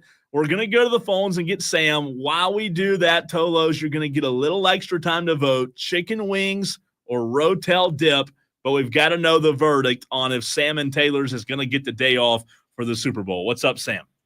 Hey guys. Basically, You're fired. I communicated with my boss and he just said, no questions asked. He said, we'll be fine. You got it all. So, Whoa. maybe it has to do with Rick. I don't know. What did you have to agree to do Rick. to get the day off? Anything? No, I mean, You just got it? he's just a good guy, I guess. I don't know. So you just called him up and told him, even though it was mandatory. I mean, was there any pressure from any Tolos, any listeners? I want to know if there were any pressures. Like to show up? No, I want to know if any Tolos called and said, hey, we heard about this Sam and Taylor's, having to work on Super Bowl Sunday. That is fantastic, Sam. That is great. So no work. All right, if that's the case, what is your Super Bowl party going to consist of? So, I mean, it's just at a friend's house, a bunch of people. Philly cheesesteaks are going to be made. Two TVs, probably a fire. Just some football in the backyard. Would you be bold enough to order pizza from the Papa John's that you work at? No. Make your fellow Not coworker advisable there, make Sam. your fellow coworker bring some pizzas to you. Oh my gosh, Diesel, that's terrible, but funny. Terrible. Sam, well, congratulations on getting the day off. We're excited to hear about Excellent news. We appreciate you listening to the show, Sam, but help us get your vote in. The final two, wings or Rotel dip. I gotta go wings, man. I mean, Yeah. I'm sorry, but Rotel is just like something about liquidy cheese just doesn't hit with me very well. Sam, we appreciate you, man. Have fun Sunday and enjoy the game. All right. Yeah, thank you, Thanks, guys. Sam. Man, that's awesome. You got the day off. Ferris Bueller's day off has turned into Sam and Taylor's day off. How about that? We have a texter who says compromise, go with buffalo chicken dip. Texter, you can't do that because That already got buffalo chicken eliminated, dip didn't it? was eliminated in the Sweet 16. It didn't even make it out of the Sweet 16. So you got to choose between a Rotel cheese dip and chicken wings. And it feels like, Cole, that Rotel, they got some votes. Yeah. Rotel got some votes. And it wasn't the blowout that I thought it was going to be. They did get some votes. But as we've counted them all up, Cole, 141 votes. Chicken wings has won. Wow. Fairly easily. If we're talking about a national championship game, you're talking about a final score of like 90 to 67. 90 to No, 60. let me tell you about 90 to like 77. So like a 13-point win. It was Wings a on top. healthy win. Wings get it done.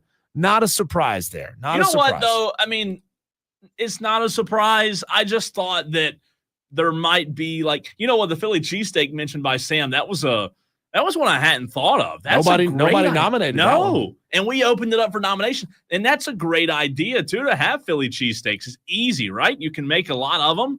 Not a lot of ingredients, so I was just surprised maybe that the Little Smokies.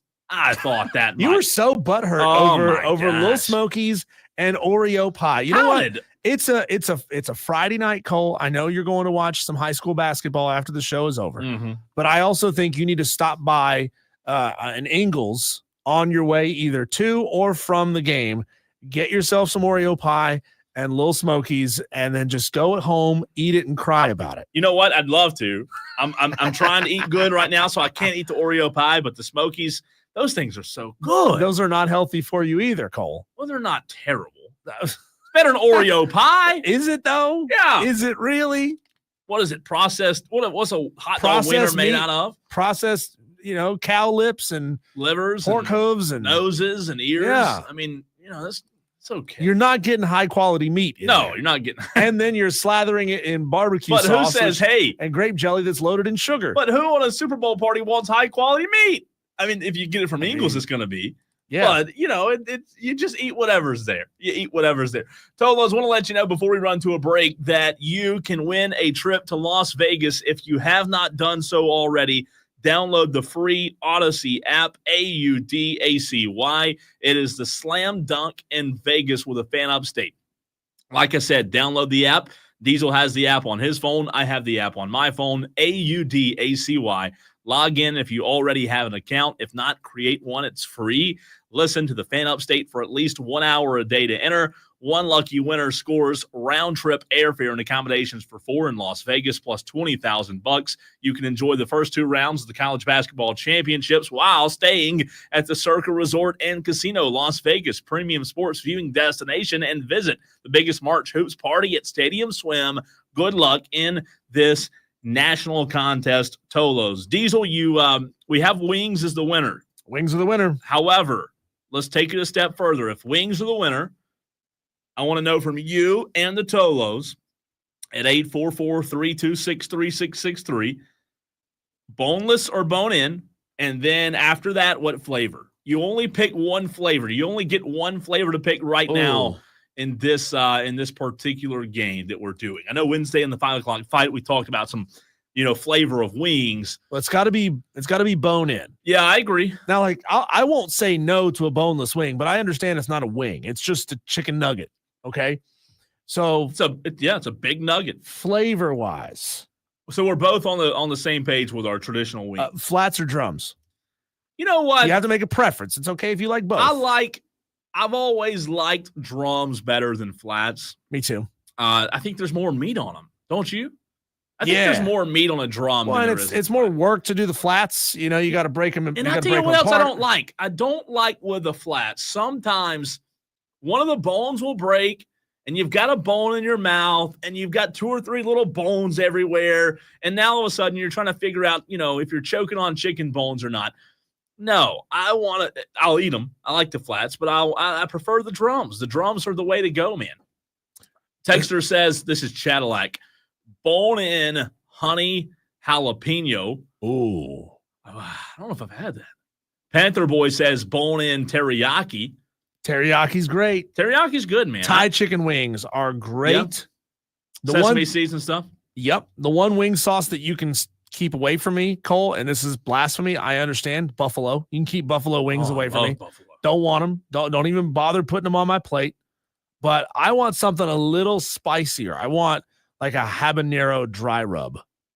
I like dry rubs a lot. I like if I'm doing 10 wings, I like 5 dry, 5 wet. I really do. I like the mix. I don't like chicken wings that are so like dripping with sauce that it gets everywhere. Like I got to use both hands to drink my beer. I love the mess. I don't want to deal with that. I love it. Tampa fan on the text line says wings topped with Rotel drums. I like. I'll go traditional. I'm very basic on my wings. Honey mustard. I like honey mustard a lot, man. Just honey mustard sauce. That's all I need. I'm a honey mustard kind of guy. Did you give me a sauce? I did. It was like a habanero. Oh, habanero. Habanero dry rub. It sounds good. Yeah, I want some with a little bit of spice. I don't want it to like kick my ass spicy. Yeah. But Cole, do you know what the number 1 most popular food for the Super Bowl is? Like the percentage of homes that say they will have this food at their party. What's number 1? Probably pizza. It's chicken wings. Oh, is it really? It's chicken wings. Okay. I know that was kind of a trick question. Yeah, it was. Chicken wings was 51%. Well, pizza second, 47%. Nachos third with 38%. And burgers fourth at 28%. You know how much chicken wings go up in price just for the Super Bowl? It's so you ridiculous. should just leave them alone. Don't eat them. That means more for you and me. That's right. All right, we have an audio blitz coming up in the very next segment. I have Diesel some audio from last night's NFL honors that's fantastic. I have some audio from Shannon Sharpe that's fantastic. We'll get to that next.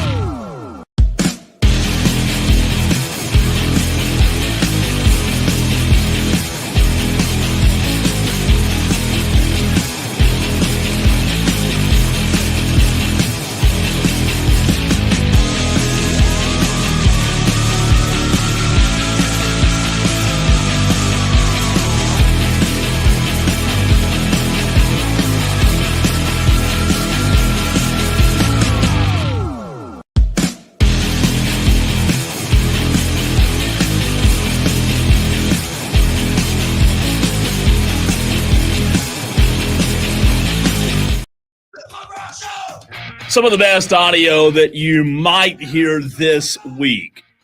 Not might. That you will hear this week, Diesel. The NFL honors was last night. There was Jameis Winston strolling down New Orleans, as you and I have seen some clips from him already. Snoop Dogg, Bill Belichick jokes, Josh Allen receiving the MVP. And then we have one from Shannon Sharpe earlier that might just be the best one yet. You saw that. I sent it to you. Mm-hmm. The Shannon Sharpe and Sterling Sharpe audio. I don't know. I think that one will be tough to top. Should we start with that? Because it was such a cool moment. It's a beautiful moment. Yeah, let's play that first. It was so awesome. So here's the backstory. The moment Sterling Sharpe found out from his brother Shannon that he made the Hall of Fame, I'm going to go ahead and boost the audio up and set the scene. As you've seen the video, Diesel, if you haven't, I tweeted it out on Twitter. Here's Sterling going into the house, right? And Shannon and the guys from the NFL are downstairs in the basement. So here's him walking downstairs, right? Yeah.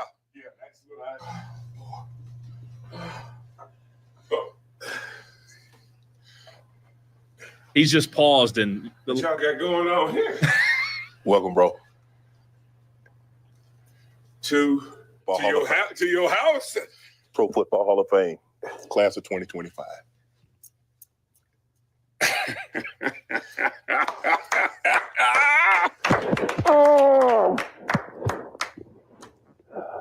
myself. This is something oh, wow. Man, I need a seat and a drink. Let me grab Sam, this is crazy. Who you telling? Really don't know what. All those nights and that 1,000 square foot home, all those prayers that Granny and Libby and so many people prayed that we didn't even know God was listening to have this moment. And I've had some great moments in my professional life. This is the proudest moment in my life. That's how I felt when you went in. You know, Oh my God. I felt like that when you went in. And you know I'm not a crier, but when you said that you were in, and that weekend that we had in Canton, man, I was like, ain't nothing topping that. This tops it, man. Because the difference is you had to do this uncharted. There was nobody to tell you what to do, how to do it. You see, you had the hardest job because Papa was the hardest on you because he knew I was watching you. And because you didn't have a guide, you didn't have Google, you didn't have MapQuest, you had to do it on your own. And you had to do it and be perfect because I was watching. That's why. That's why. I'm happy, man, because I finally get to follow you in something, man. Somebody chopping onions around here, Diesel? I mean, did somebody bring some onions in the building over here? Who's crying? Is that not awesome? I mean, come on. He's there in the basement in his gold jacket. Yes. And I assume off camera because we can't see who's also there with him. Right. I don't know if he has any other representatives from the Pro Football Hall of Fame or if it's just Shannon by himself, but he's there in his gold jacket waiting for his brother to come over and says, welcome. You're in. And That's he says, huge. in your house? Like, welcome to your house? Welcome to the house? That was such a cool moment, man. Sterling Sharp being inducted. Like I said, there's a lot of really good, funny audio in here that we have, but I don't know what will compare to that because that was just terrific. Diesel, but we go to Jameis Winston, who is eating a W-shaped beignet. Have you seen this yet? No, I haven't. So it's a beignet at one of the places, right there on Bourbon Street or downtown. Here is Jameis Winston on Fox News as he was holding a Fox News microphone all week. And by the way, whoever's idea that was, give him a raise because this has been comedy gold. Here's Jameis Winston eating a W-shaped beignet. You look at this. Oh, my God. Look at the powder that's coming off that thing. Oh, my Lord. Look at the powder. Hey, Jameis. I heard you've been eating a lot of me. Yes, I have, W. Beignet. But I heard that it's only one of you. Well, Jameis, please take your time and eat me so you can savor every moment. W. Beignet, I really don't want any heartburn, so I'm just going to make sure that I eat you as fast as I possibly can and drink some water to get rid of all the sugar that you have. Jameis, I am a New Orleans staple. Everyone wakes up to come and eat me. Obviously, no one really comes to eat you. They come to eat beignets because you're the only W. Beignet that I ever made and got. And now he's eating the beignet. Oh, my God. What do you have to say about yourself? I asked for extra crispy, and you're a little soft. Jameis Winston, man, he's got to go in the TV. This stuff's too good. Have you ever had a New Orleans made beignet? I have. I've been to New Orleans once. Down there, just down there off the French Quarter. Yeah, what's that place called? Everybody goes Andrew to Jackson, the Andrew Jackson Memorial. Oh man, the French Quarter? No, the restaurant. Rob Brown will fuss at us for not knowing. It's a staple, and it's really, really good. I've been one time. Cafe Beignet? Yeah, that's Cafe Dumont. Dumont, I believe so. I believe that's it. I mean, Cafe that's fantastic. fantastic. Jameis Winston eating a beignet might be the best audio you'll ever hear. I believe. Let's see if there's any more Jameis Winston. That's it. Have all of our Tolos had beignets before? If you've never had a beignet, so good. Think of it as kind of a square-shaped funnel cake, but it's not. Yeah, it's not like there's not like holes in it like a funnel cake has, because funnel cake is just dripped into hot oil. Sure, it's like a square wafer, about an inch by an inch, and then maybe 3/4 of an inch thick, and they coat it with powdered sugar on top. You can get it with like a fruit dipping sauce, a chocolate dipping sauce. There's a lot of ways that you could do it, but man, these things are amazing. Think of it like those fried donuts you can get at some Chinese restaurants? Yeah, those are good. It's kind of like that. I love them. I absolutely love him. This is Snoop Dogg last night, Diesel, with Roger Goodell in the audience with a microphone at the NFL Honors. This was televised, so there shouldn't be any F-bombs, but I will thump it out if I need to. Here's Snoop and Roger Goodell. From Roselle to Tagliabue to you. From the Swan to Saquon, from Mean Joe Green to all these bad men that we amongst right now. Come on, Snoop. The biggest fan? That's Cap. Cap? You know, I'm a fan of your work, too. For real? What you talking about, with me and Martha? Yeah, but I'm a day one fan. RG1. You know doggy style. For shizzle. With so much drama in the LBC, it was kind of hard being Snoop, D-O-double-G. Somehow, you kept coming up with funky hits every single day. And I found that inspiring. Now, that's not bad. That's not bad. Ain't nothing but a G thing. Baby. So there's Roger Goodell and Snoop Dogg last night, trying to make Roger Goodell a little more liked, Diesel. That's what he needs. He needs to be more liked. And Snoop Dogg and you know Jelly Roll, the artist. Yeah. He's everywhere. He's everywhere. He's in rock radio. He's in country. He's in hip hop. He's like every genre, right? Yeah, Here is Snoop and Jelly Roll last night. Ridiculous, Snoop Dogg. Jelly Roll? By the way, Diesel, he's in a full football it's me. Suit. Snoop don't even look like he plays football. I, on the other hand, peak athleticism, music superstar.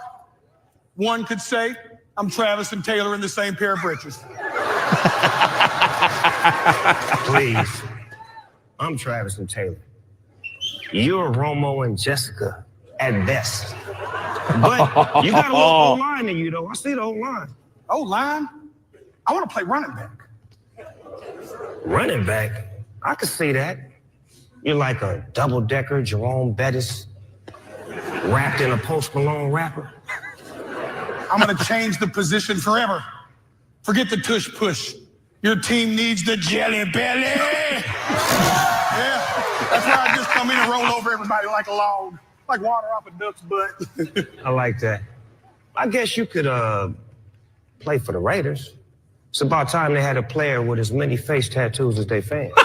Oh! These aren't random face tattoos. This is an undercover playbook. See, what you don't know is what the quarterbacks see is they can throw the wristband away because right now they got the big fat man star eyebrow cross hut 1 2 2 2. Jelly Roll's fantastic, man.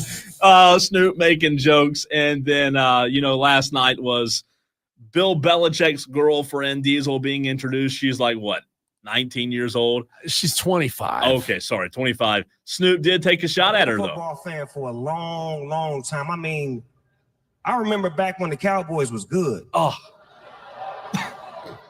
I remember back when the Chiefs was bad. And I remember, what was it? Bill Belichick's girlfriend wasn't even born yet. That's great, man. Hard to beat that one. They showed, as soon as he said that, they cut the camera, over to Belichick. It got a good laugh out of it. Nothing personal. I thought it was pretty good. And then Josh Allen winning MVP. For whatever reason, Diesel, this morning, a lot of controversy over who should be the MVP winner. Here's what he said.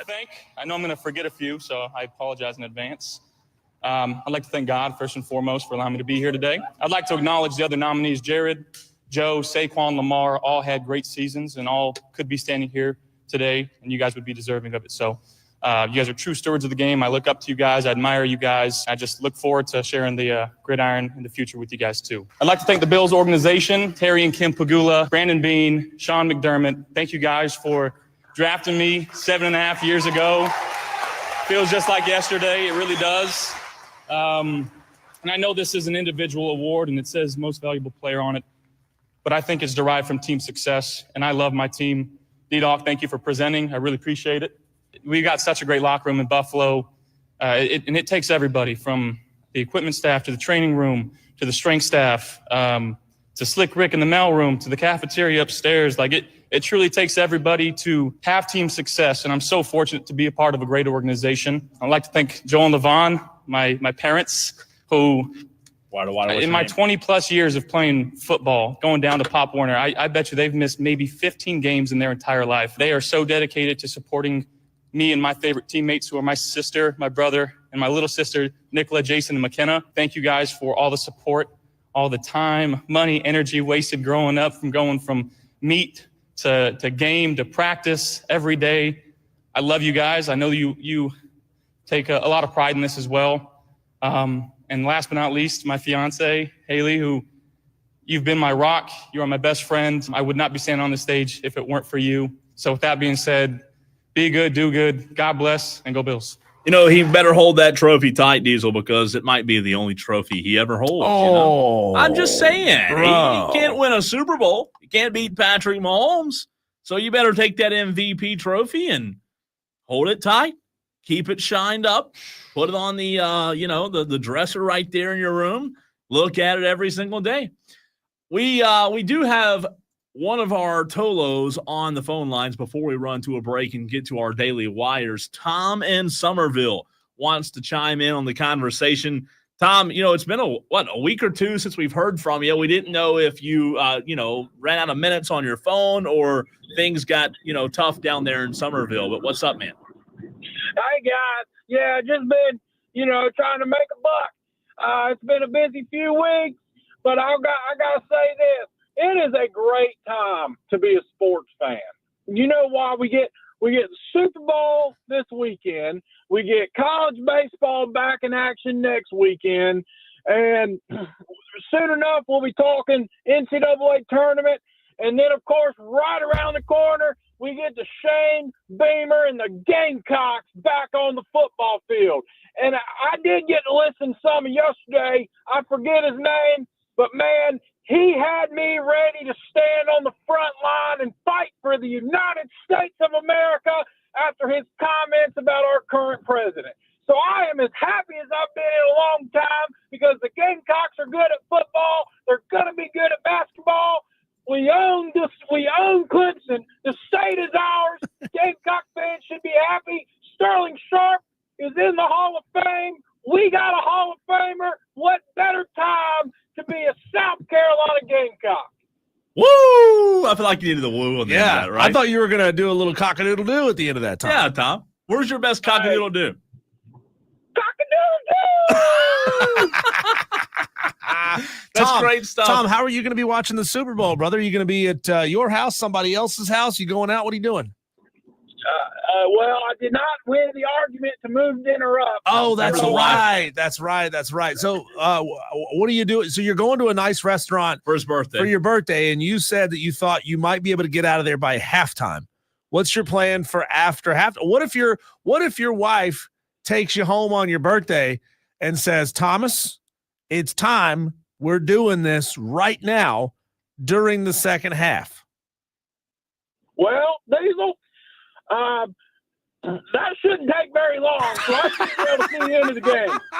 You can still get back for the fourth quarter. Oh, my God. Oh, Tom, you're number one, man. Tom, you're the best. Hey, if it takes that long and I miss the second half of the game, the Lord can just call me home, because it'll never take that long again. Thanks, Tom. I think Tom plans on walking it off with his wife. Crazy. Sunday night. Crazy. Oh, my God, Tom. You set him up there pretty good. I did. You did set him up good. That's going on a promo. Yes, I can promise you that.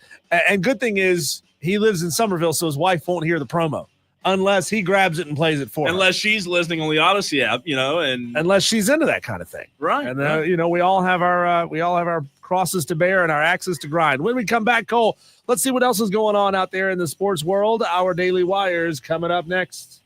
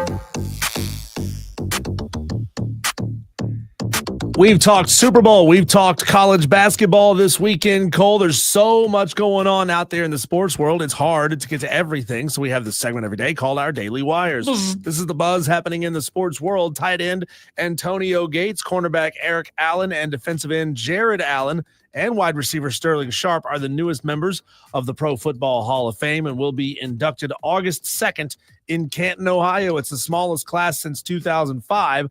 Which was also a 4-member class. That's the year Dan Marino, Steve Young, Fritz Pollard, and Benny Friedman were enshrined. Congratulations to South Carolina Gamecock Sterling Sharp for getting in. Why do we have an empty seat, though? Why are we doing the small, I don't understand empty seats in a Hall of Fame class. Why wouldn't you want to fill it up? You've got guys who are deserving, who may never get in. I don't get that at all. While former Colorado quarterback Shedeur Sanders is expected to be one of the early picks for this year's NFL draft, he says he isn't really worried about being the first pick overall. He says, why would I be mad? These are good problems to have. You could be in a way worse situation. Being number one doesn't really matter to me. It's all about fit. You're going to a bad situation no matter what. No matter where you go, you're not going to a great situation. If I'm a quarterback, I would rather be drafted like 10th. Or 11th, maybe a team that's got what they need and are a quarterback away from being really good. Yeah. In the biggest surprise of Thursday night's NFL honor ceremony in New Orleans, Josh Allen overcame the prevailing thought that Lamar Jackson would be the NFL MVP, but that wasn't the case. Josh Allen took home the award. Congratulations to Josh. 91-year-old Hubie Brown is expected to work his final NBA game as a broadcaster on Sunday. It'll be the game between Philadelphia and Milwaukee. He took his first job coaching college basketball in 1968. Wow. Didn't know that he'd also be asked to teach at this institution, but for his 1 year at William and Mary, he taught 2 elective basketball courses. The guy's a legend, man. He's been in the game for a long time. That's incredible. Yeah, his broadcast partner, Mike Breen, said it's the most remarkable thing, and it's not hyperbole. He's probably taught more people about the game of basketball than anybody that's ever lived. Wow, he was inducted into the Naismith Memorial Basketball Hall of Fame in 2005 and has called 18 NBA finals between TV and radio. That is so cool, man. Congratulations to him. Big-time high school college basketball in the upstate tonight. 2 top 10 teams in the state. Dorman at 18-4 at Burns, who are 23-0. This is going to be a big one, Cole. I was told earlier that at Burns that this might be the biggest game ever attended in the history of the basketball program tonight. Everybody and their mother is going to this game tonight. These are two of the probably the 2 best teams in the upstate, maybe 2 of the best teams in the state. Dorman Burns tonight. Can Dorman do what nobody's done this season? Diesel and beat Burns 23-0 on the road too. It's going to be a tough one. 15-time major champion Tiger Woods has committed to playing in next week's Genesis Invitational at Torrey Pines outside San Diego. The tournament benefits his foundation, the TGR Foundation. It was moved to Torrey Pines from Riviera Country Club in Pacific Palisades because of the wildfires there a couple of weeks ago. Sad news, Cole. 2-time Super Bowl champion Howard Twilley, a member of the Miami Dolphins' undefeated 1972 team, has died at the age of 81. It was announced that it was not announced what the actual cause of death was. We don't know. After becoming the oldest player in NBA history to top 40 points in a game, the LeBron James stated, "What do I think? That I'm old." Being asked, "What's it like to be the oldest player to ever score 40? What do you think, man?" "Well, I feel old." He absolutely went off last night. It was incredible. They have not lost the Warriors this season. They're 3-0 against Golden State, and LeBron was the best player on the court last night. It's unbelievable how he does at this age. He also said, "I need a glass of wine and some sleep." That's the first thing I'm thinking about. And in case you missed it, Cole, we brought this up on the show yesterday. The NCAA has implemented a new policy prohibiting athletes assigned male at birth from participating in women's sports competition, aligning with President Trump's executive order. Under the updated policy, transgender athletes can participate in men's sports, but not women's sports. it just goes to show, Cole, how feckless the NCAA is, waffling back and forth just because political mandate says they have to. Well, they don't have any leadership. The NCAA does. Oh, sure. Never has. But they were all in on letting transgender athletes in prior to this this new policy. Good thing, a really good thing. All right, Tolos, it is your last and final chance, because you know what? We only have an hour left of the show. Coming up next, it's your last chance to get your Super Bowl score predictions in. That's what we're going to be asking for. Diesel and I have told you who we think's going to win. We'll give our official score prediction next. Tolos, we need your score prediction as well on the other side. Hour number 4 next.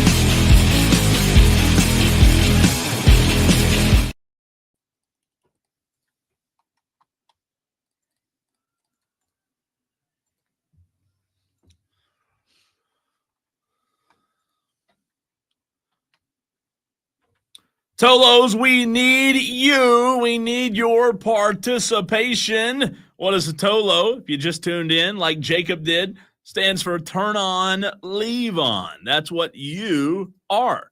Diesel's a Tolo. I'm a Tolo. If you listen to the Fan Upstate and Wire to Wire, you're a Tolo. Well, we have to Tolo. If you and I don't Tolo, then we just took PTO.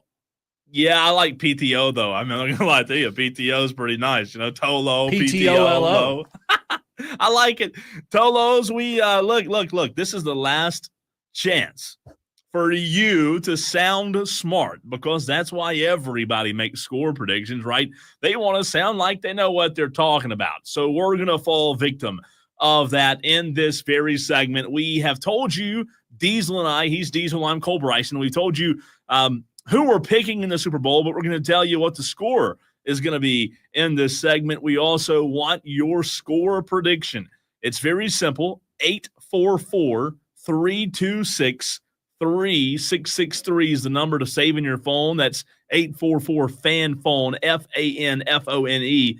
Text that number, or you can call that number. It works both ways. Text or call and let us know your score prediction for Sunday's game. And you know what? If you get it right, somebody will come to your house and deliver a box full of gold and chocolates, and you'll be the happiest person in the world. I don't know if that's true or not. But how about just a box full of chicken wings, drums or flats, your choice? Gosh. That's basically gold, right? Now we're talking. I mean, would you rather have 12 chicken wings or 12 bars of gold? A lot of people would say 12 chicken wings, right?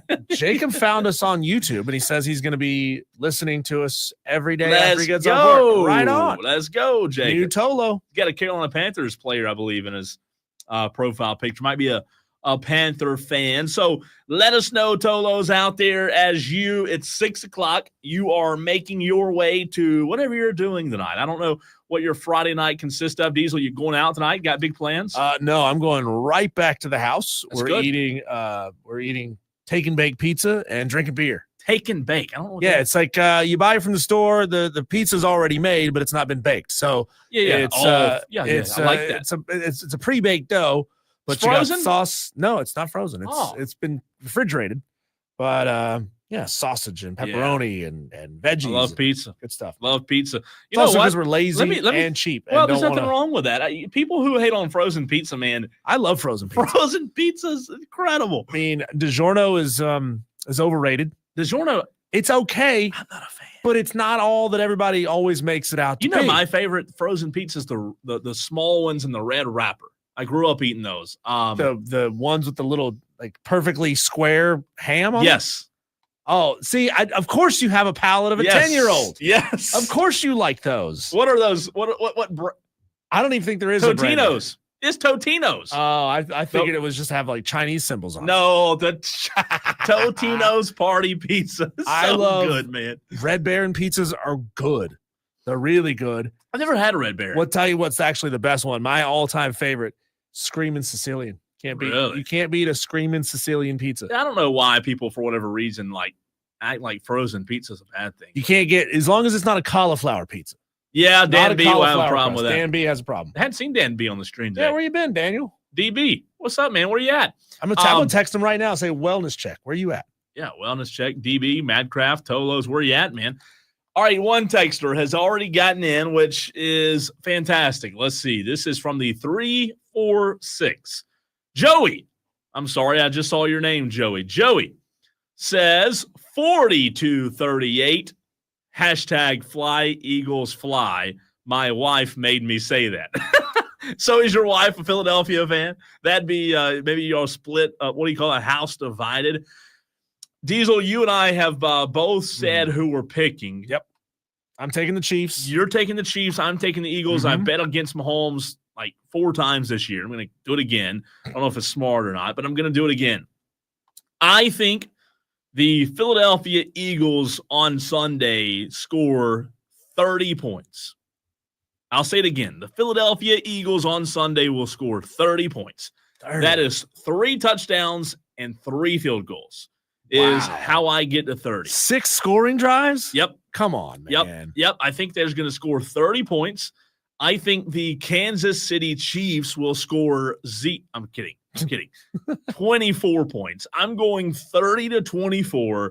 Philadelphia over Kansas City, and all the Swifties go home crying their eyes out because Travis and Mahomes, the three-peat didn't happen.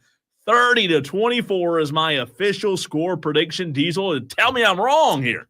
You are wrong. I think this is going to be a lower scoring affair. I'd love to see Saquon go off and have another one of those phenomenal games in the Super Bowl. I mean, it would just add to his legend, right? We already know he's great. If he could do it in the biggest scenario, I mean, it would turn him into a mega star almost immediately. I think this one's going to be a slightly lower scoring game than what you think, Cole. I'm going Chiefs 26, Eagles 21. Ooh. I think Saquon's going to get at least a touchdown. I think he's going to have a big game. I think he's going to have a 100-yard day.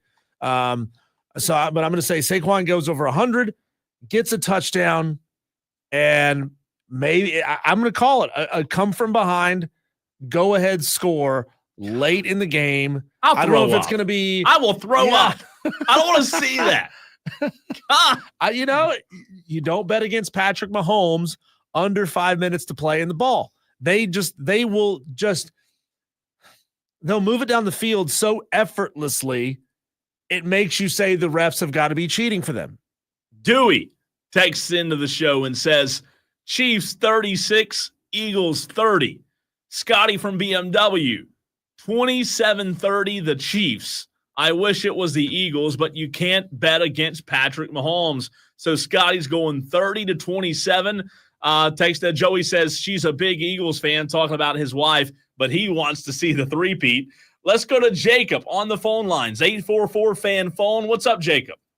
Yo, what's up? How's it going? Hey, buddy. How are you? Doing great. Jacob, what are you? What's your Super Bowl plans? What, are you going to a party somewhere? Are you staying at the house? What are you doing? I'm going down to the bar with my buddies. We're going to watch it. Now, Jacob, is this the same Jacob that just joined the stream for the very first time? Heck yeah. Sweet. That is awesome. How'd you find us? YouTube. Bam. Right on. Bam. And then what bar are you going to, Jay? Where are you going? First of all, tell us where you live. That's awesome. Tell us where you live. Greenville. You live in Greenville. You're going to a bar. Downtown Greenville, or are you staying out of downtown? Downtown Greenville, the Goat Sports Bar. Hit it up. It's amazing. The Goat Sports Bar. Goat Sports Bar. All right. Jacob, I've never heard of it. It's amazing. It's a new place. I'm friends with the owner. It's awesome, man. Well, Jacob, if you're friends with the owner, you need to tell the owner to advertise on Wire to Wire. Be a great move for him. Great move. Yeah, I'm looking at photos of the Goat Sports Bar right now. This place looks awesome, Cole. No, it's sick, man. Where's it at? Downtown, right next to Ford Field, right up on the west end. Did it replace the old did it replace that? What was that on the end? Is it on the very end, Jacob? No, it's not on the very end. Okay, no. I thought there was one place that closed down not long ago. That's awesome though. What's your pick, Jacob? Who do you like? Neither. I'm a fan of neither. I hate them both, but I go 24-21 Chiefs. And who's your team, by the way? Panthers. Oh, I like it. I like it, Jacob. Appreciate the phone call, Jacob. Also, glad you jumped in and found us on the YouTube stream, and we appreciate the phone call, man. Yeah, man, anytime. I'm a new listener. That's awesome, man. New listener. How about that? That's what we're looking for. I mean, we've had so many new listeners in the past few weeks. You Tolos are awesome. Listen, turn it on, leave it on, tell a friend. We go back to the phones. Our dear friend, Harold in Greenville. Harold, do you have your official prediction in for us, buddy? I think I do. And by the way, all this Super Bowl parties. Yeah. Listen, you go to a party, you ain't going to be hearing about the game. That's right. And the only thing I've done on Super Bowl is maybe have a DiGiorno veggie lover pizza during the game. Other than that, all this other stuff y'all talking about is out the window. Well, listen, I'm on 2. I told you yesterday I think about 8, and I'm sticking with it. I'm trying to decide between 24-16 or 28-20. Has anybody picked those yet? No, I don't think so. No, sir. You be the first. Okay. I'm going to go 24-16. I think that's what I'm going to settle on. And the winner will be? Eagles. 24-16. 24-16, Philadelphia. Right. Okay. I'm with Harold. We're going with the Birds. Harold's good. We're going with the Birds. Harold's a smart man. Harold did really well in the upset picks challenge, came from behind. I don't think he started until week 6. Listen, don't say I'm smart. If I was smart and upset, I wouldn't change 2 of my winners and ended up at 40. I'd been about 7 and probably 2nd or 3rd place. But anyway, I enjoy your show, guys. Thanks, Harold. Y'all do a good job. You're the man. He was smart enough to be able to multiply, 20,000 times 10 for us. He was. We didn't know the answer. I'll say this. 20, I was going to say 20 trillion. I didn't know. I said like 2. He did really well in the upset picks challenge, and he has already said that he's going to win it next year. And I don't doubt him. So Cole, he entered late too. To give you a sense of where this GOAT Sports Bar is, and Jacob, the owner. Talk to the owner for us, would you? Or make contact. Just put us in contact. We need to do a live remote. So where you're thinking of, Cole, you're not far off. So I'm trying to remember the name of that bar was right there on the corner, very end. On just off of the left field line, across from Max. Yeah, if you were to come out of the main entrance of Floor Field, you're looking at South Main Street. You take a left. You go only. You take a left. You take a left. Oh. You go half a block. It's up there on the left. Cool. If do you know where the Whale is? The bar, the Whale. It's almost across the street from How about the Whale. that? New sports but it's. bar. I mean, like you could probably throw one of those old Nerf footballs with the tail on the end of it. When you throw it at whistles, you could throw one of those into the stadium, into Floor Field from the GOAT Sports Bar. That? I've never been there, and I want to go check this place out now. So here we go. I said 30-24 Eagles win. Diesel says 26-21 Kansas City. How about this audio, Diesel? We played this early in the show, but set this billboard up. So basically, Philadelphia fans did this, right? Yeah, Philly fans bought a billboard somewhere just outside of downtown Kansas City. And it looks to be very legit. It looks like a nice like electronic billboard sign, and it says on the sign, "Call this number for a pep rally in your pocket." That just sounds so weird. I know. So you call this number 816-323-GO-KC, 816-323-GO-KC. And you think that you're going to get, somebody Let's go Chiefs! Let's go Chiefs, play-by-play of great calls, Mahomes for the touchdown. Kansas And what City! you get is...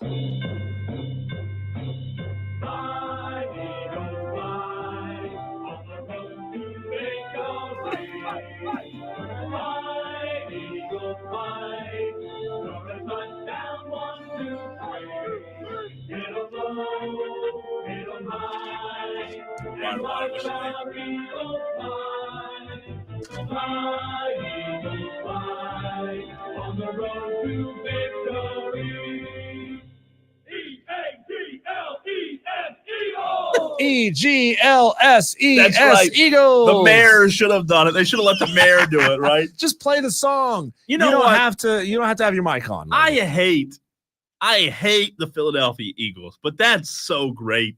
I mean, the fans, whoever did that. Kane says it sounds like something a radio station. Yeah, I mean, maybe a big business, right? Said, hey, let's screw with them. Do you think they can they know how many people have called that number? I bet they have a tracking number on it. Yeah, that too. It's got. I mean, you and I've called it 10 times, right? Guy wants to chime in on the phone lines, which you can do at 844-FAN-PHONE. The bar we couldn't think of was Liberty Tap Room. Liberty. Yeah, it's not there anymore. Wasn't any good. That's why. Used Guy, to be. What's up, man? Hey, okay, and I'm only doing this because in 2001 I didn't call it in, and there was a show called Boys in the Box on this radio station. I was working in Anderson, living in Greenville, and I'm driving down, and they're doing the picks. No one picked the score that was in the New England Patriots-Rams game. I had it. Didn't call it in. Winner had trip for 4 to Disney. So I'm only calling in because there is that 1 in a million chance, and I gave mine up. But so I'm never going to not do that again. Eagles 31-27. Oh, well, hey, that's not far off from mine. We don't have any money for prizes, though. I hate to break it to you. No. But again, imagine going home, because at the time I just had two kids. Yeah. Going home and saying, "Hey guys, I want us a trip to Disney." Man. Yeah. Jeez. So, and what was yours again, Guy? Eagles? 31-27 Eagles. And if I can put it in for that Super Bowl back with New England and the Rams, 30 to 27, a last-second field goal. My! I had it and didn't. Yes, I mean, everyone gets that shot. Mine was in 2001. So, but I just will never, ever not do that. I don't care how far off I am. I'm going to do it. So. You know what? I don't blame you, man. But I am glad, Guy, that you learned your lesson. You know, I learned my lesson the hard way to never leave a game before the clock hits all zeros because I left one of the greatest games in my team's history early. The what? The Heidi Bowl. Oh, no, not the Heidi Bowl. I left the Miracle on the Mountain game, App State Furman, where Billy Napier threw an interception on the goal line. App State ran it back and won the game off of a 98-yard interception called the Miracle on the Mountain. I had to leave early to get to Charlotte for something, and in that moment, I said I'll never, ever leave a game before all zeros. Guy, where are you calling from? Greenville. Guy from Greenville. Again, you know, and that was never again. Never. I could be 100% off, but I will never, ever, because I was driving to Anderson, and you just don't pull off on 85. But gave that one up. Nobody believes me with it, but there was no one got. What killed me is no one got the score. Man, I believe you, Guy. I think you can do it again. You won't win a trip this time, but best of luck to you, Guy. Appreciate the phone call. Okay, appreciate it. You have a great night. That's awesome. Thanks, Guy in Greenville. That is that's awesome, but bad. I mean, that he had the score right and could have won that trip. I mean, he's been listening to this station a long time. A long, long time. I don't even remember the show, the name of the show he was talking about, but that's awesome. So Guy is also going Eagles. You know what? I said earlier on the show, Diesel, I felt like I was one of the few going Eagles. There have been a few, though. You went Chiefs. Rob Brown and Lonzo went Chiefs this morning as well on the text line.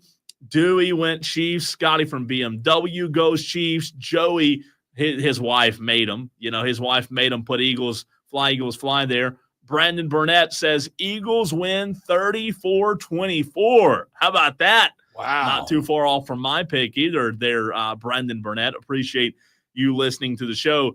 Tolos, last few minutes, 844-326-3663. Last thing I'll say, Diesel. The last thing I'll ask and then answer, rather.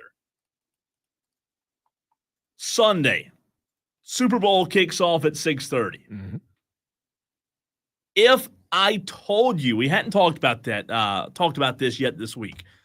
If I told you that Sunday's game was going to be a blowout, okay, now it's Friday, it's 6/18/35. Diesel, guess what? Sunday's game's going to be a blowout. Who wins? Casey. What? Yeah, just they found something. Mahomes is just on one again. Come on, Diesel. Am I wrong? I'll tell you this. I'd kind of like to see an Eagles blowout because I'm just so sick of Patrick Mahomes. I said yesterday, and Rob Brown and Lonzo talked about it this morning on the Rob Brown show, that if Philadelphia wants to win, they've got to get a lead early and maintain that lead and can't play from behind. I would be surprised. I'd be surprised, Diesel, if Kansas City blew Philadelphia out. I'll say I don't think there will be a blowout either way, but if there was one, I'd say Philadelphia, too much for them. Saquon, too much for that defense. They win by, and again, we've talked about this a couple of weeks ago, a blowout in the NFL is what, 21 points? Is that right? 21 points in the NFL? I don't know. I could see Philadelphia doing it before I could see Kansas City doing it. But you know what? It should be a good game. I can't wait. Sunday, 6:30, Super Bowl 59. I'm going 30-24. The Philadelphia Eagles will get the win. When we come back, Cole, we had a fascinating conversation earlier in the show. We talked to Rod Baxley, who covers Duke, North Carolina, and NC State for the Fayetteville Observer. For those of you who missed that, we're going to bring that chat to you next on the Fan Upstates.